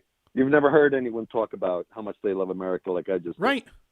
I've never heard anybody talk about it, but I'm telling you, it comes from the heart. Right. It comes from the heart. And so here's and it's a purpose-driven life. You know what my purpose is? I owe. Right. So I do. Exactly. I agree. I mean, and I think that Sarah, who did the channel to hosted the video tonight, immigrant who understands the importance and understands how great America is and what the forefathers meant and what the Constitution meant. That's something that for my small part, it's something that I try to, even in my limited understanding, to try to appreciate that and to try to do my best just to carry that torch just a little bit forward to, go back to what those constitutional principles were. This idea of victimhood is anathema to the entire foundation of this country. And we see it played out in identity politics constantly. And remember, politics is downstream of culture. So if we culturally accept, victimhood as somehow a good thing, we see how that plays out politically later and what that does to our country. My own story, that story of yours, Carlos, the first time I came to your house and you told me about that, like that resonates so much with me. Now, I wasn't someone that I grew up in an area where everyone looked like me and everyone came from a similar background to me. But I left that world. I went from rural Pennsylvania where, you know, I was funny. People liked me. I was kind of book smart, but I was terrible at all the things that I appreciated. Hunting, fishing, carpentry, all the stuff that my friends and family were good at. So I go off to the university and I decided to join the debate team. And I'll just tell this story. There are two of them, but I'll just tell this one. I did a rookie debate tournament, took first place. So I started debate in the second semester. So all of the people at the youngest division, the novice division, and these are people that didn't have debate experience in high school, they'd already been doing it for a semester. So I jump in, you know, a semester late. And we had the first round, we narrowly lost. The second round, we debated this team from Liberty University. And I'll just to give someone an example here. Liberty University, this person walks in and they start talking like, let me just pull up an article. The topic was, I'll never forget, the topic that year was we should sign one of 5 treaties, the Comprehensive Test Ban Treaty, this SORT Treaty, Strategic Reduction of Arms with Russia, etc. So we walk in and we're ready to talk about this, and this is what this Liberty team sounds like. 50% of Americans will contract the virus very communicable and part with the common cold and rhinovirus will start at 270% of Germans contracted the next most relevant to the peak virus over the next week. And I'm just like, wait, what? Like, I have no clue what to say to this. I'm just like, huh? And so I'm struggling. I'm like, no, we should reduce nuclear weapons. But I can't understand a word that these two girls are saying. And they beat the pants off of us. It wasn't even close. And the judge was respectful. He was like, yeah, I vote for them for this reason. And I'll never forget this. This was a defining moment in my life. The girl that just beat me looked at me as she was leaving the room and she said, don't worry, you're not the worst person I ever debated. And that fueled a rage in me that I was like, I'm going to be the best debater in this country. I busted my butt constantly because the fact that it wasn't that they disliked me. I could handle someone disliking me. It was that she pitied me. And I hated that. The idea that, I was just a victim, that under different circumstances, maybe I would have had a chance. Shut your mouth. And I'm happy to say that I ended my career. I wasn't the best debater in the country, but I got really, really good. And I was one of the first state school people ever to make it to the national debate tournament. I was one of the first people ever without high school experience to make it to the national debate tournament. And I'm proud of that. And I, just like you, it wasn't getting beat up. That wasn't what it was. It was this idea that I should be pitied. I have so much contempt for that victimhood culture. If you want to hate me, hate me. I'm totally cool with that. Hey, I don't like, and there were people in the debate community who didn't like me. I used to have long hair. I'd wear Slayer t-shirts, Metallica t-shirts. I didn't care. I was conservative. They were all left-wing, but I was friendly, and there were some people that couldn't stand me. They despised me. In that story, so right there, you just said it right there. Right there, you just said it. And let this be a lesson to all your listeners. And I'm begging you to be this way. You just said it. I showed up as me. Yeah. Slayer t-shirt, ripped Metallica vintage shirt. Yep. With a sports jacket and long hair. Because guess what? I don't care what you think. And you know why I don't care what you think? Because you don't think. So why should I care? Exactly.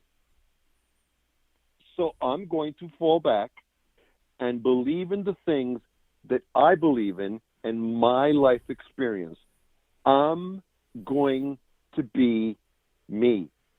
It is a superpower. Ask our president. Yep. That's exactly right. That is what I'm always that person. You know, so the knock on me is that I'm perversely honest. Right. That's me. I've embraced that. I'm okay with that. I'm okay with the things that I'll never have because I'm me. See how good that is? Because I'm me. Exactly. I only have the good things in my life because I'm me. Right. I'm not another guy. I don't want to be another guy. So there's a guy that I'm very friendly with, and I've known for many, many years. I brought him to Williamsport years and years ago before he exploded. His name was Gary Vaynerchuk. Okay. And, you know, he talks about this concept all the time. And he says, The odds of you being born are 400 trillion to 1. 400 trillion to right. 1. It's amazing, yeah. Why would you ever spend any energy trying to be like anyone else when the odds of being you is 400 trillion to 1? Right. So I take that idea and I put a spin on it, and I say, look at Robert Knorr. Do you have any idea the gift that we have in Robert Knorr? No one talks like him. No one looks like him. Right. No one loves like him. No one sings like him. No one laughs like him. No one inspires like him. No one is serious like him. No one cares like him. No one's dedicated like him. No one's a friend exactly like him. Still want to be somebody else? Right. I agree. It's an awesome way of putting it. It's a superpower. Right. That's why we elected the president. We believe he's being himself. Right. I don't give a shit that he tweets. He's not lying. He's being himself. They call him every name in the book except a liar. Figure that Right. out. Well, it's Okay. I called Senator Sanders a liar first. Then a guy who doesn't have any stories about his life accomplishments, and he doesn't have any stories about his life. Okay, and he doesn't have anything that he's contributed. But I called him a liar first. right. You know what they say about Trump? He's a racist and a sexist and a misanthrope, and all these other Right. things. But they don't call him a liar. You know why? Because they believe exactly who he is. Because he is exactly who he is, and he's not going to be anybody different. That comes through. It's not that he's great at social media.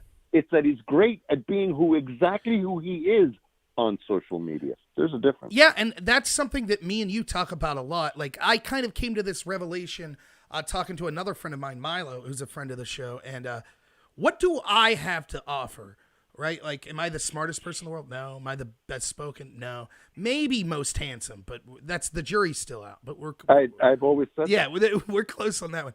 But you know what it is? I started to see a theme. There are people, even people I don't like, there are people that I respect that I disagree with.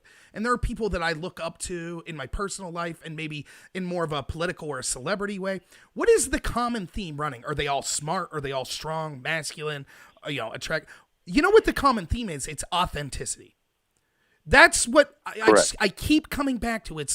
That's what you get with Donald Trump. I hope that's what people get with me.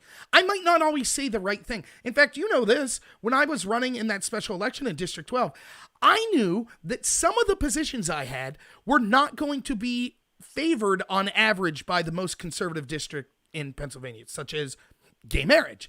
I knew when I was calling people on the phone and they said, "Hi, I'm so-and-so. I'm the preacher's daughter in town here. I'm one of the conferees." And I'd say, "What are your big issues?"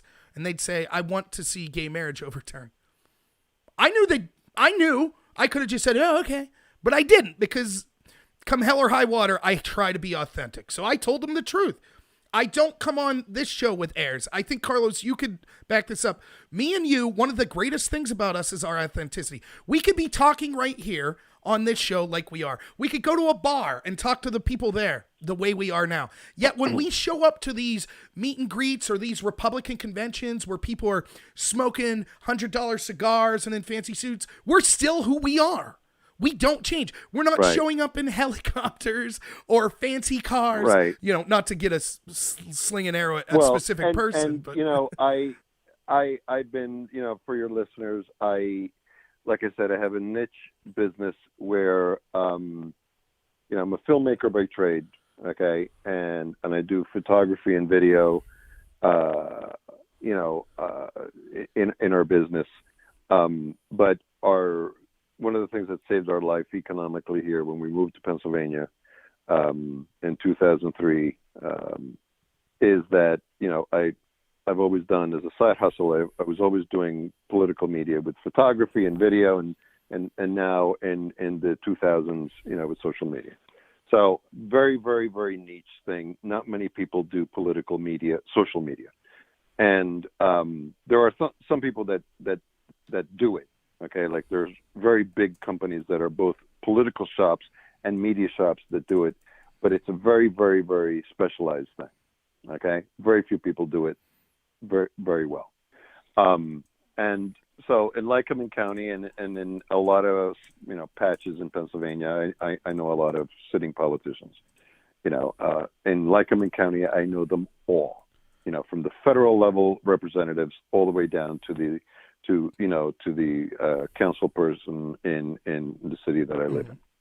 And at some point, I would say that 95% of all the people that are in office right now, I have counseled in one way or another. Just today, I was in consultation with the Lycoming County commissioners regarding, social media and the coronavirus and how to respond to the crisis. So they all know me by first name. Okay. And my name being Carlos, it's not a completely, totally Lycoming County name. So it's unique. Everybody knows me. Everyone remembers me because I treat everybody the same. And, between you and me, I'm going to be very honest with you. Okay. I say what's on my mind. I'm extremely straightforward. I have known to be very vulgar. Okay.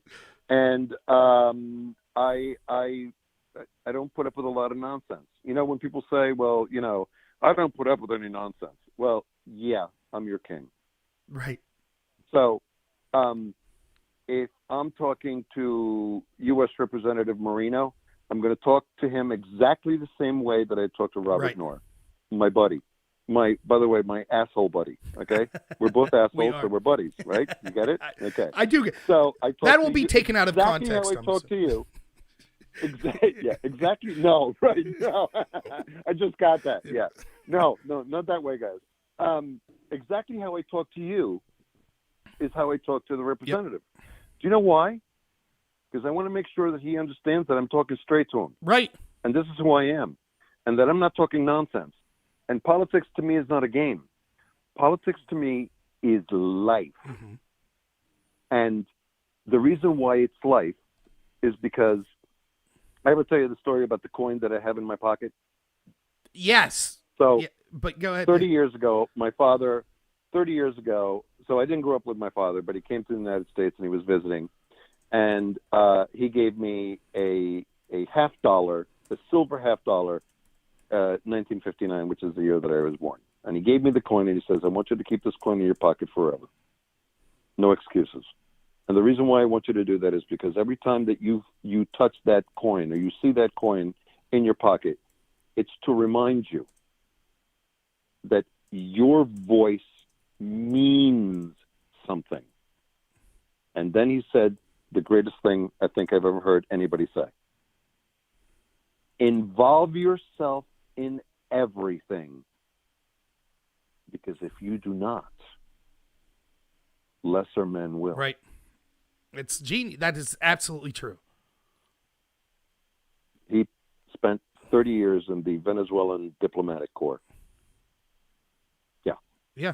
And so not only do I have a legacy to live up to, but I owe these Americans for my life. And the best gift that I could give you, the very best gift that I can give you. Here's the gift, the greatest gift. I have no more. I can't give you money, can't give you riches. I can give you, this is the very best gift I can give you, is to be myself. Right. At all times. Exactly. And isn't that really what we look for in you? Yeah. Is your very best and your true self? And I don't know how many times we can underscore that. I don't know who Bernie really is. Biden. I don't know who Senator Romney is. Right. I thought I knew Tom Cotton, but wow, did he drive me off the road today? Well, okay. I don't know Biden.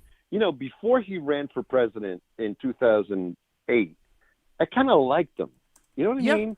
He was like he was a Democrat, but I liked him, and he told stories, and he was very folksy, and he was a guy's guy, But like, what happened to you?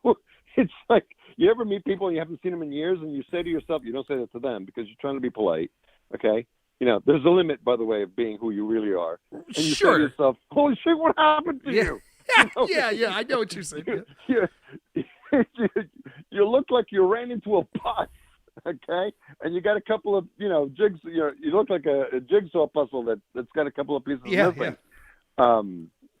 God rest Jim Croce's soul. Love me some Croce, yeah.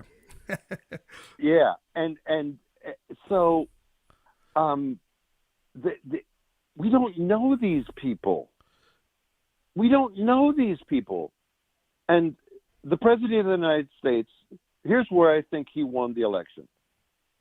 Do you remember the debate when Carson got caught in the middle of being introduced? I know exactly the moment. Remember that? I know exactly the moment, yep.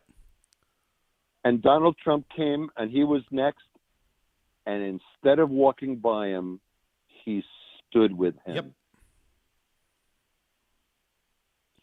A visual that told the story. Exactly. That moment is one of the greatest American iconic moments in political history in this country. That's not something you could pre-plan. He didn't say anything. Right. He didn't say anything. It wasn't planned. It was who Donald Trump really was. Another example. Let me tell you something. I was just going to say real quick, another example. Remember when he gets off Air Force One and the Marine's hat flies off, and instantaneously he runs over, grabs the hat, and puts it on the Marine.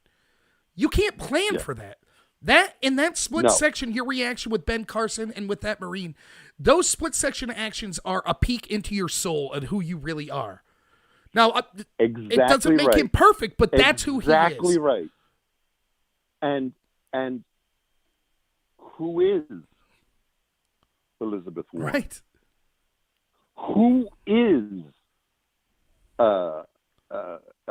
Klobuchar and Pete Buttigieg and all these people?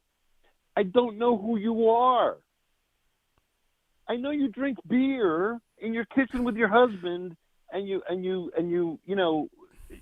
a Facebook Live, but boy, do I feel manipulated. When I have to go and take a shower after I watch you. Yeah.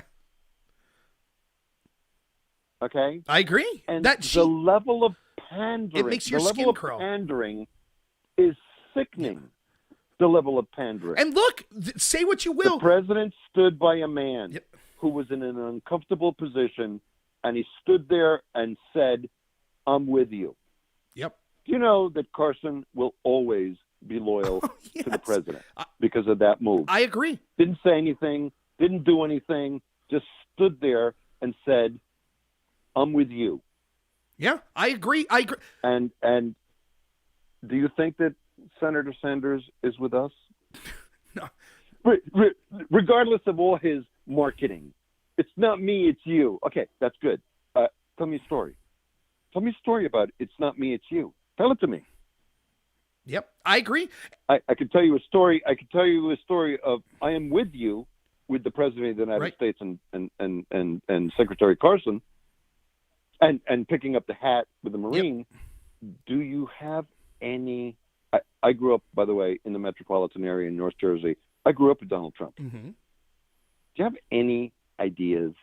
I've even met Donald Trump.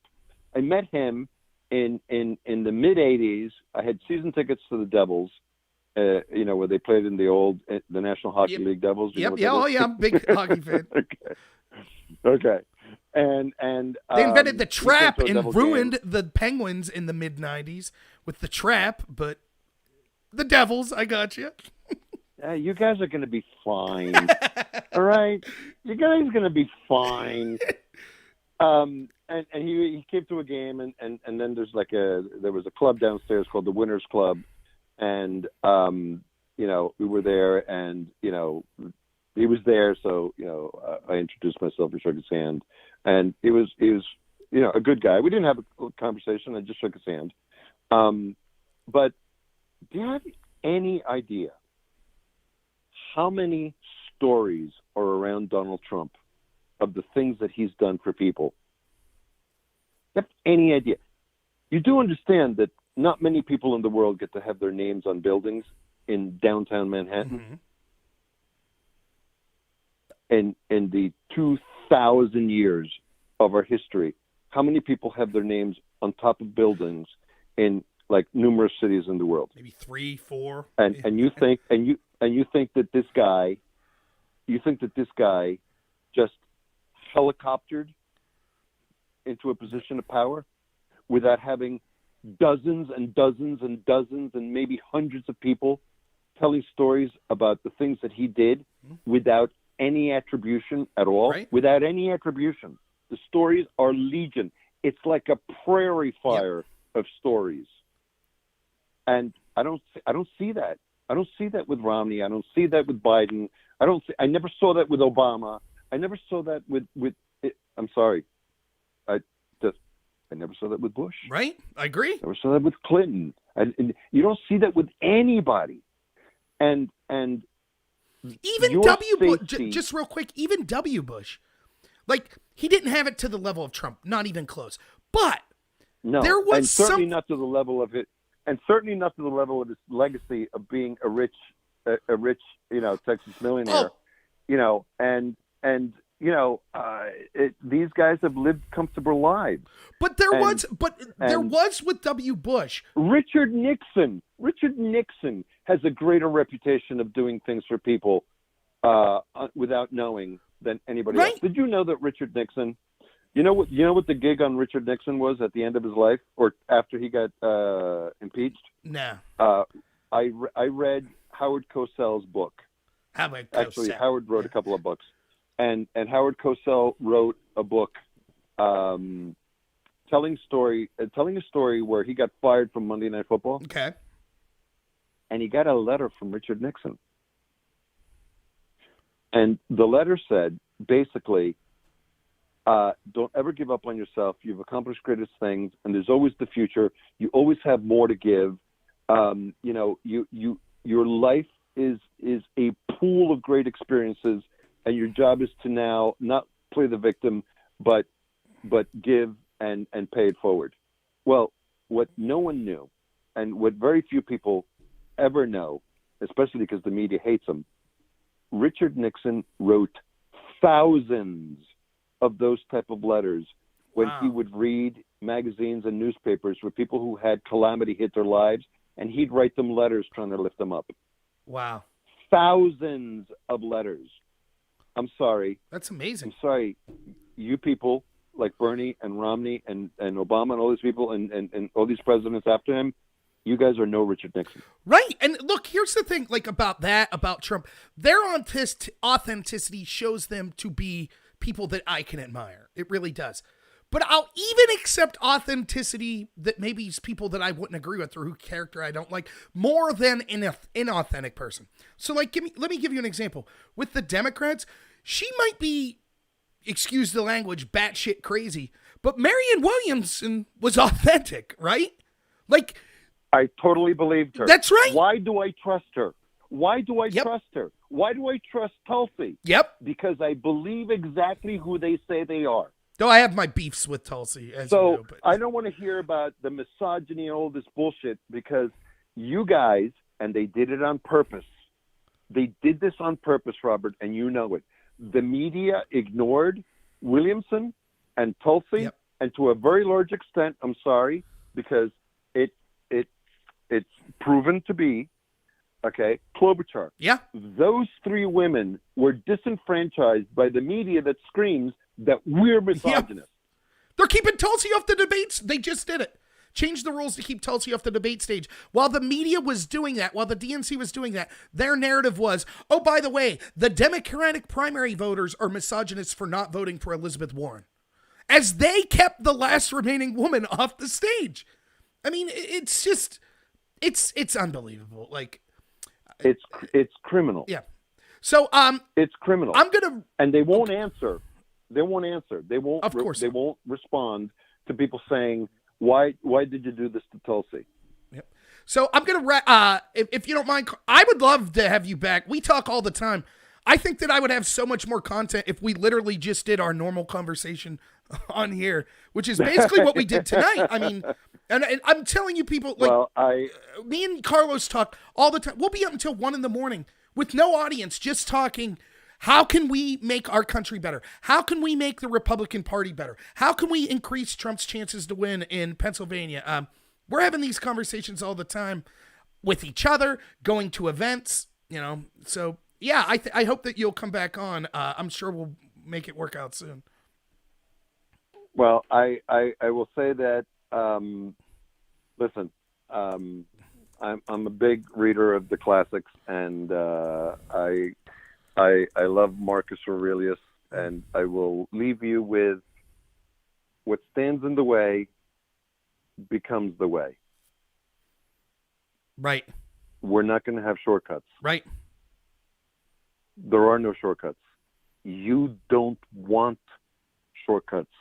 You want it to be the hardest thing you've ever accomplished, because in the end, when you're sitting in your porch and you're 80 years old, you want to say, I'm glad I did, as opposed to, I wish I had. Mm-hmm.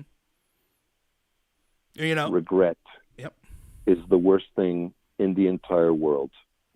So give it your best, give it all, and be yourself, and you will be fine. I completely agree. It's fantastic advice. And I know it's something that both of us tried to live up to. We're not just telling other people, you should do this, you should do that. I think that we're both out there trying to do what we can in unsung ways and in also ways that we're advertising, trying to do what we can in our personal lives to make things better. So, I really do appreciate it. I really appreciate you inviting me on, and I would love to be able to do it at any time that you want to. And, I appreciate, if I could ever do anything for you, you know what to do. All right. Well, thank you so much. I'm going to stick around just a little bit after this, but thank you so much. And I'll talk to you soon. I'm sure I'll talk to you tomorrow. And, real quick, just so you know, the audience knows, I talked about doing a 24-hour live stream going straight through just me 24 hours, having guests. Carlos is the person who's really helping me set that up. So hopefully that's something we'll see, see how this virus thing goes. In June, It's something that we're certainly going to be doing before the RNC convention in August. Yep. And I've already started to line up guests. It's going to be great. So, it's going to be unbelievable. I can't even wait to start doing it. I think that we'll probably start, for your audience, we'll probably start advertising it right after the Pennsylvania primary. April. Let's get through that first. Because we both live in Pennsylvania, and we're working hard to, get some good candidates elected. And but that's when you should start looking for what we're going to be doing for that. And thank you very much, Robert. I really appreciate it. You're a friend. Yeah, as always, one of my favorite people in the world to talk to. Thank you so much, Carlos. So, all right. That's Carlos. When I talk to you all about my friend that I'm dealing with on the ground trying to help the Republican Party, that's Carlos.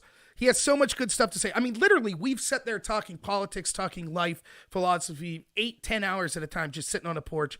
I think he's a great person, and he's someone who's going to be on the show more often, and we're also on the ground trying to help the Republicans. So now just a couple things to wrap up before anyone leaves. This is very important. I started this show off telling you how I'm a desperate beggar for money for my show and for my life. And no, I'm just kidding. But I can use money for my show. It would really help me. For those of you who saw my interview with I had several people recently. The first one that went bad was Sarah, but then there was another, I think, with Drone Tech that went bad because I don't have proper equipment to try to have people on visually while I'm doing it. So I'm trying to raise money. So I came up with this great idea. Normally I browbeat you all how if you don't give me money, the Russians win. But today I have something special for you. And it's this. This is a roll of double ply Cottonelle toilet paper. And I'm running low. Our local Walmart doesn't have much. I think we have 3 rolls left. I was going to send this to whoever donated the most money for me tonight. But because I foolishly don't have any that's pre-wrapped, and I am legitimately concerned about sending an unwrapped roll of toilet paper through the mail, what I'm going to do is this. Whoever donates the most money to me tonight, whether it be on a super chat, lemons on D Live, if you donated on Patreon or PayPal, please let me know. I will sign your name with this Sharpie on this roll of toilet paper, and it will not be used. It will sit on my mantle in my bathroom, and I'll routinely bring it out to show people that it's still there. Even if my posterior goes untaken care of and I run out of toilet paper, I will still leave this memento sit there unused. This will become, we find rare coins now. This will be like an old Honus Wagner baseball card. Someday I'll be famous or infamous, and there'll be toilet paper from during the Corona crisis with your name signed on it. It could be worth hundreds of bottles of hand sanitizer someday, which we all know is worth more than gold. So I'll stay on here for another 15 minutes or so, and we'll see if anyone's donated. And also, don't forget, if you don't donate, the Russians win, as the Democrats. I haven't done that bit for a while, but as the Democrats tell us, nothing's ever my fault. It's all the Russians. My ill preparedness for the coronavirus and stocking up on toilet paper, yep, Russians' fault.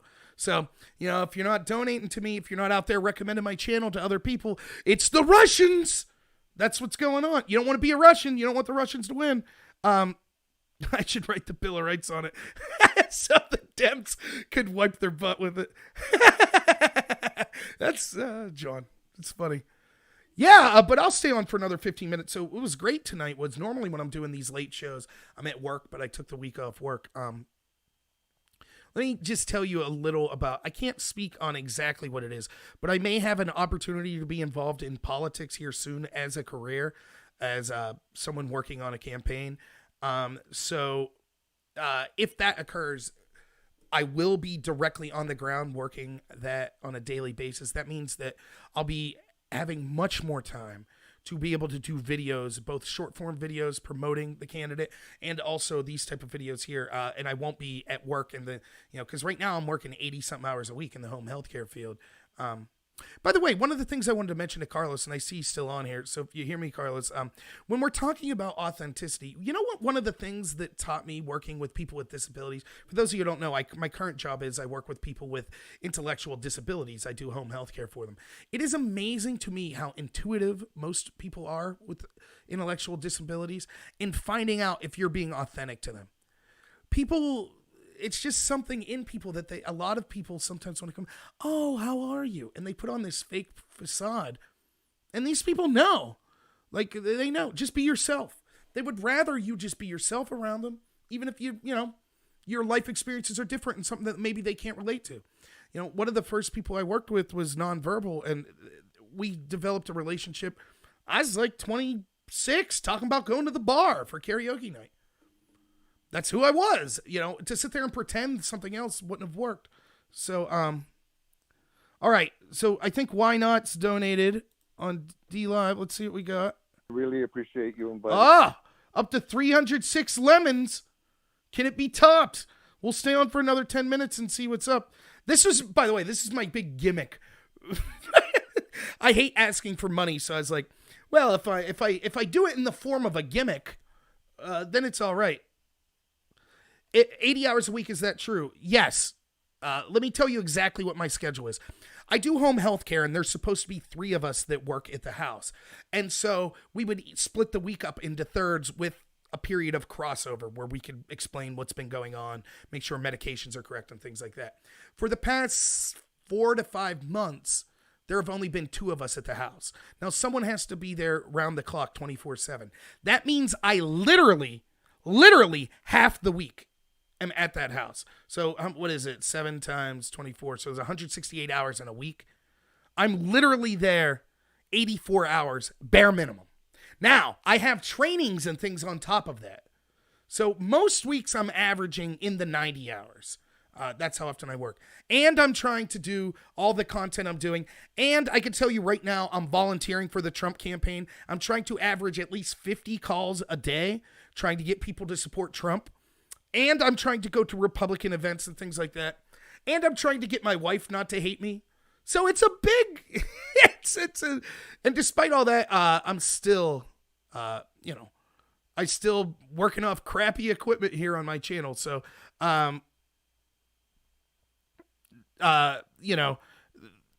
That's why I'm asking for donations, because I'm a poor man. But if I get this new job, then I will be doing something that I love. It'll be still being involved in politics, and I won't have to be working those 8 hours a week, though it will be substantially less money for me. But this is a step that I'm making that I think will help me in my future. I think that I could help the people, the normal Americans that I want to give a voice to by being involved in politics and eventually running successfully for office. And I think this is a step in the right direction. And I got good people like Carlos around me that are helping me with that. So, that's where I'm at. So that brings me, a humble man to you, offering to sign your name on a roll of toilet paper that will sit on my mantle and not be used. To those with the highest donation. I mean, for the low why not's going to win this for the low cost of 300 lemons? That's what's going to happen. So we'll give it until 1:30, and then we'll sign the name of the winner. So other than that, I thought everything went great today. See, I thought originally the plan, Harmony, was to send the toilet paper out. For those of you listening on podcast, by the way, I'm holding a roll of toilet paper. I can imagine how odd this would sound on the podcast. Like, what? What's this dude talking about? I mean, I originally was going to send, it was wrapped, but somehow it got unwrapped, and I don't want to send an unwrapped roll of toilet paper, though I'm assuming in the near future, even unwrapped toilet paper, lightly used toilet paper will probably be worth its weight in gold. What a world we live in. Look, if I get back to what the panel was about, just on a serious note, all I'm saying is question any time that you're willing to give up your rights and your freedom. What was the theme? What was Carlos and me talking about? The idea of personal responsibility, personal freedom. What's my promo video about? Why the United States is the greatest country in the world. Personal freedom, personal responsibility. Those rights outlined in the documents that our forefathers set forth to govern our country. Like me and Carlos were saying, they were well ahead of not just their time, but our time. They're still forward thinking in today's day and age, more than 200 years later. And anytime you talk about relying on the government and giving up those rights, I'm not saying it's always inappropriate. You could make a case. Again, there's a virus that's killing millions upon millions of people. Yeah, maybe I would say, okay, it's time for the government to step in. But you should demand clarity and answers and a threshold and it's transparency as much as possible before you give those rights away. Because if you don't, if you're a sucker once, you'll be a sucker again. Oh, what do you want to put a link for, Harmony? I'm sorry. Is it doing that stupid? 1 second. Here, you'll be able to put a link in a minute on DLive. Why does it do this? No, you should be able to put links. It doesn't say disabled links. So, I don't know. But, so right now, am I missing that anyone did? So before Why Not is the winner here. Yeah, I know, Halo, but I like the person I take care of, and I'm trying to have a family. Yeah, it sucks working that much. It does, but no scratch and sniff, says Janet. So, all right, the minute is approaching. We'll leave it go for a minute or two longer. Is anyone out there? Did I miss a donation someone made on PayPal or Patreon or YouTube? Because right now the only ones I see are on. A new winner here. WZ is the new winner for today. So thank you so much. We're coming down to the nitty gritty. Do I have anyone that's willing to outbid? What do they call it on here? A Ninja Genie. 1,000 lemons. What's up, Casey? Thanks for being here. Anyone willing to outbid? All right, going once. If someone bid, I'm sorry. Going once. Going twice. Sold to WZ. I have terrible handwriting, but here we go. Let me make sure I get the spelling correct. It's only 2 letters, so let me make sure I get the spelling correct. It's only 2 letters, so I think I could manage. Watch, I probably got a dead Sharpie. Oh my, what a work of art.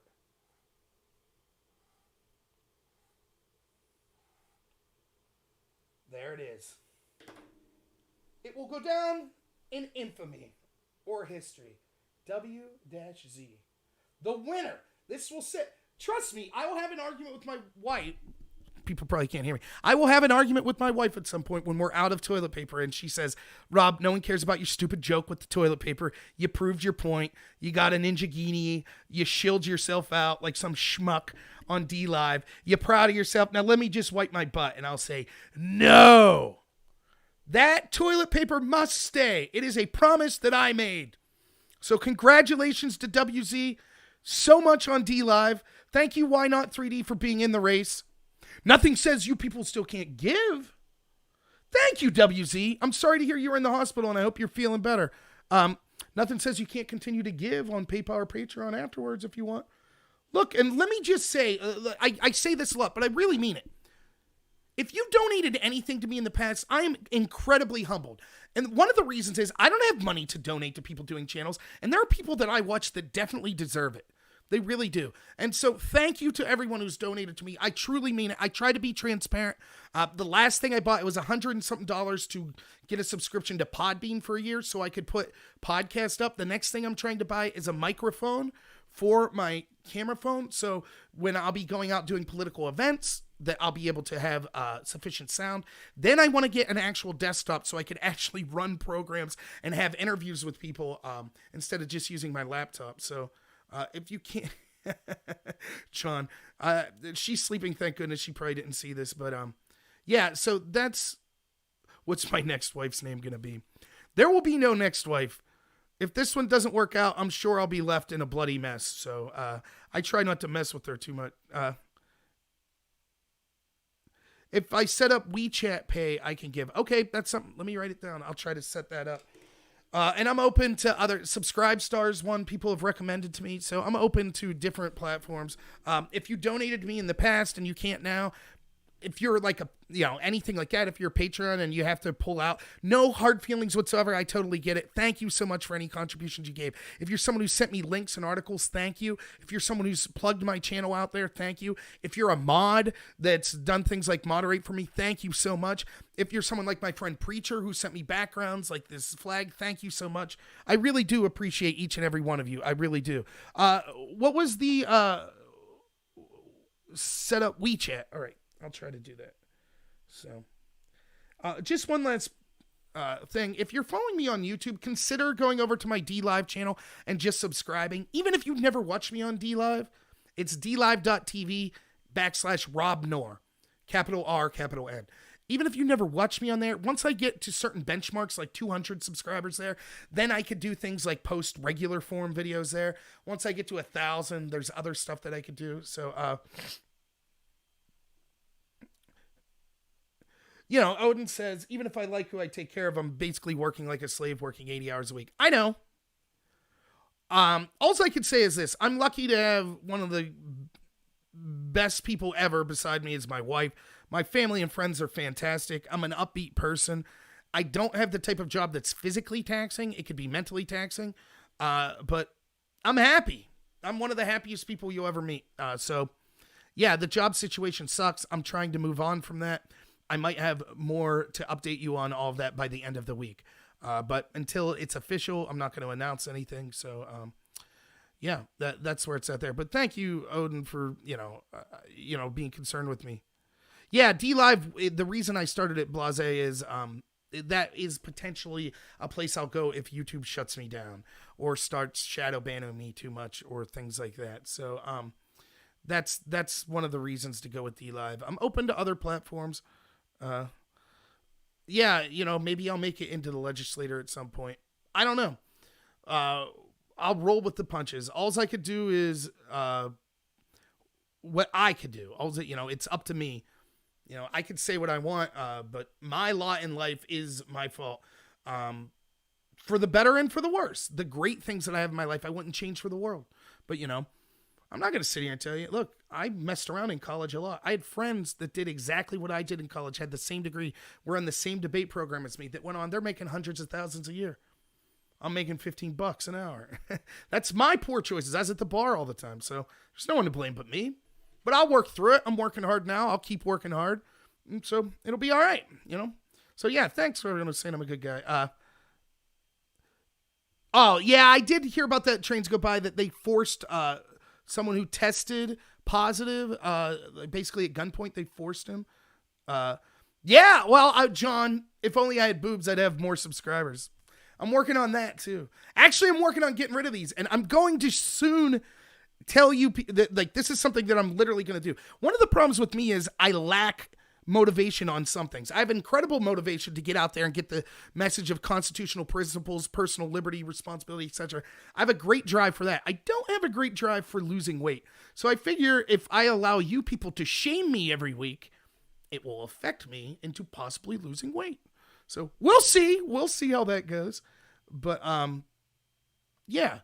So if there's a couple just short takeaways tonight, the Patriot Panel was awesome.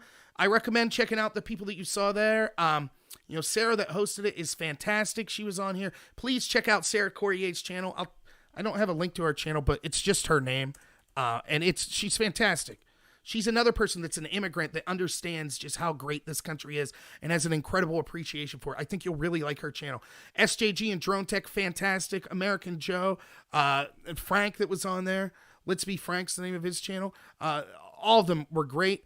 Carlos, who I'll have on here more often, he doesn't have a channel, but he has a Twitter feed. It's Hockey Nuts is his Twitter feed, which I'll type up there. Please check that out. He's fantastic. He'll be on the show more often. And the lesson that I'm trying to get is personal responsibility, personal freedom. Always be skeptical when the government's trying to take your personal rights away. I can't wait to find out what the secret government job is. Yeah, we'll see. I'm waiting on confirmation, but I thought the interview went well. Janet, let me explain, before I leave, Janet, let me explain this. So the idea of Hillary being vice president. Now, I still contend that Biden will choose Kamala Harris, but I have a little more of a conspiratorial view of what's going to happen. I think that what's going to happen is they're going to keep checking the polls. They'll check the polls every week. If they think that Biden's going to lose, they'll step in and say, look, Biden has a medical crisis, and therefore he's not going to be our nominee. This will be after the convention, mind you. And so now we're just going to have a whole new process. We'll quickly get a nominee, and they'll be the nominee. And it won't necessarily be who he picked as vice president. So even if he picks Kamala Harris, that doesn't mean the eventual nominee won't be Hillary Clinton or Michelle Obama or someone else. But I think on paper right now, it makes sense for him to pick Kamala Harris because it checks the right identity politics boxes that they were going after. We'll see. Pretty lit stream. Bam! Lit. That's what I'm going for. I am going for lit. So that's a little my conspiracy, what's going on. And one of the reasons I believe this is because we live in a society where the less time you have in exposure now, the better. So you'll start to see both parties trying to wait till the last minute to put their nominee out because your best day as a nominee anymore is your first day. Just look at Joe Biden. Once the cameras get on you and the scrutiny starts for everything you've ever done your entire life, things go downhill. So the less time there is to scrutinize you, the better. It used to be the more time you had out there to show people who you were, the better chance you had. But now, most of the time, it's the opposite. So we'll see. We'll see what happens, but that's kind of my conspiratorial prediction. Yeah, and if it's Biden, I mean, look, you could say it even of Trump. I mean, we have the three leading candidates, Trump on one side, Bernie and Biden on the other. Men that are past 75 years old. I mean, in no time in history, to my knowledge, is it self-evident that who the vice presidential candidates are is very important because there's a solid chance when you're talking about people hitting their 80s that, I don't, and by the way, I don't like Biden. I don't like Bernie. I don't wish ill health on them, So, but I'm just saying it's a reality. It's something we should look at. So, all right, everyone, this has been a great, and I'm going to go. All right, I know I keep saying it's just wonderful to be at home. I don't have to worry about waking up early. I took this week up. This is a non-politics thing I have to ask you. Am I going to get in trouble if I watch the last episode of Better Call Saul without my wife because she's sleeping? I could rewatch it tomorrow with her and pretend that I didn't see it once and then just kind of be on my phone the whole time and only half pay attention to it. And keep in mind that many times when I'm gone with as many hours as I am, we'll start watching a show and then I come back and she'll be like, oh yeah, I finished that show. So it would be reciprocal, but still seems somewhat ungentlemanly if I lay down in bed and watch, because I'm on the last episode. But in the other part of me says, when I go to sleep, I'm not going to know, is things work out for Saul? What's going on? Yeah, I'm thinking the pretend I didn't see it method. And I'm willing to bet, even if she checks out this video a little, there ain't no way she's making it. How far have we gone here? 2 hours, 15 minutes in to get to the end of it. No way she makes it to the end here to see what I'm saying right now. Don't do it, says John. Plus, he says shame. She deserves it. I'm telling you. She's done it to me. I watched that show Shameless. So you watched like 3 seasons 1 week while I was at work. So now I can't watch it anymore. All right, I'll hold off. Forensic Files it is. Once more. That's the nice thing about Forensic Files. Each episode's self-contained. And there's like a bajillion of them. So I can put it on and fall asleep. No trouble. But by the way, maybe a record for me. 49 people still watching. Thank you all so much. You guys are fantastic. I can't say enough about you. And I'll say what I always say with closing. I would do this if there's one person listening to me. And I'm incredibly humbled that so many people decide to listen to me. It really means a lot. I look at someone like Carlos that's been involved in politics way longer than I have. And for him to sit down and, respect my opinions enough to ask for them or have these discussions, like that means a lot to me. It really does. So thank you so much, everyone. I really am humbled. Even if you don't always agree with me, that's cool. We're never, what were Carlos and I talking about? The idea of being authentic, being yourself. That's a great way he put it. You have a 1 in 400 trillion chance of being born you. So everyone's going to be different. So, it's cool that we have disagreements. I don't mind at all. I think it's a great thing. So thank you all so much. I am officially heading out. You guys are the best. As always, have a good one.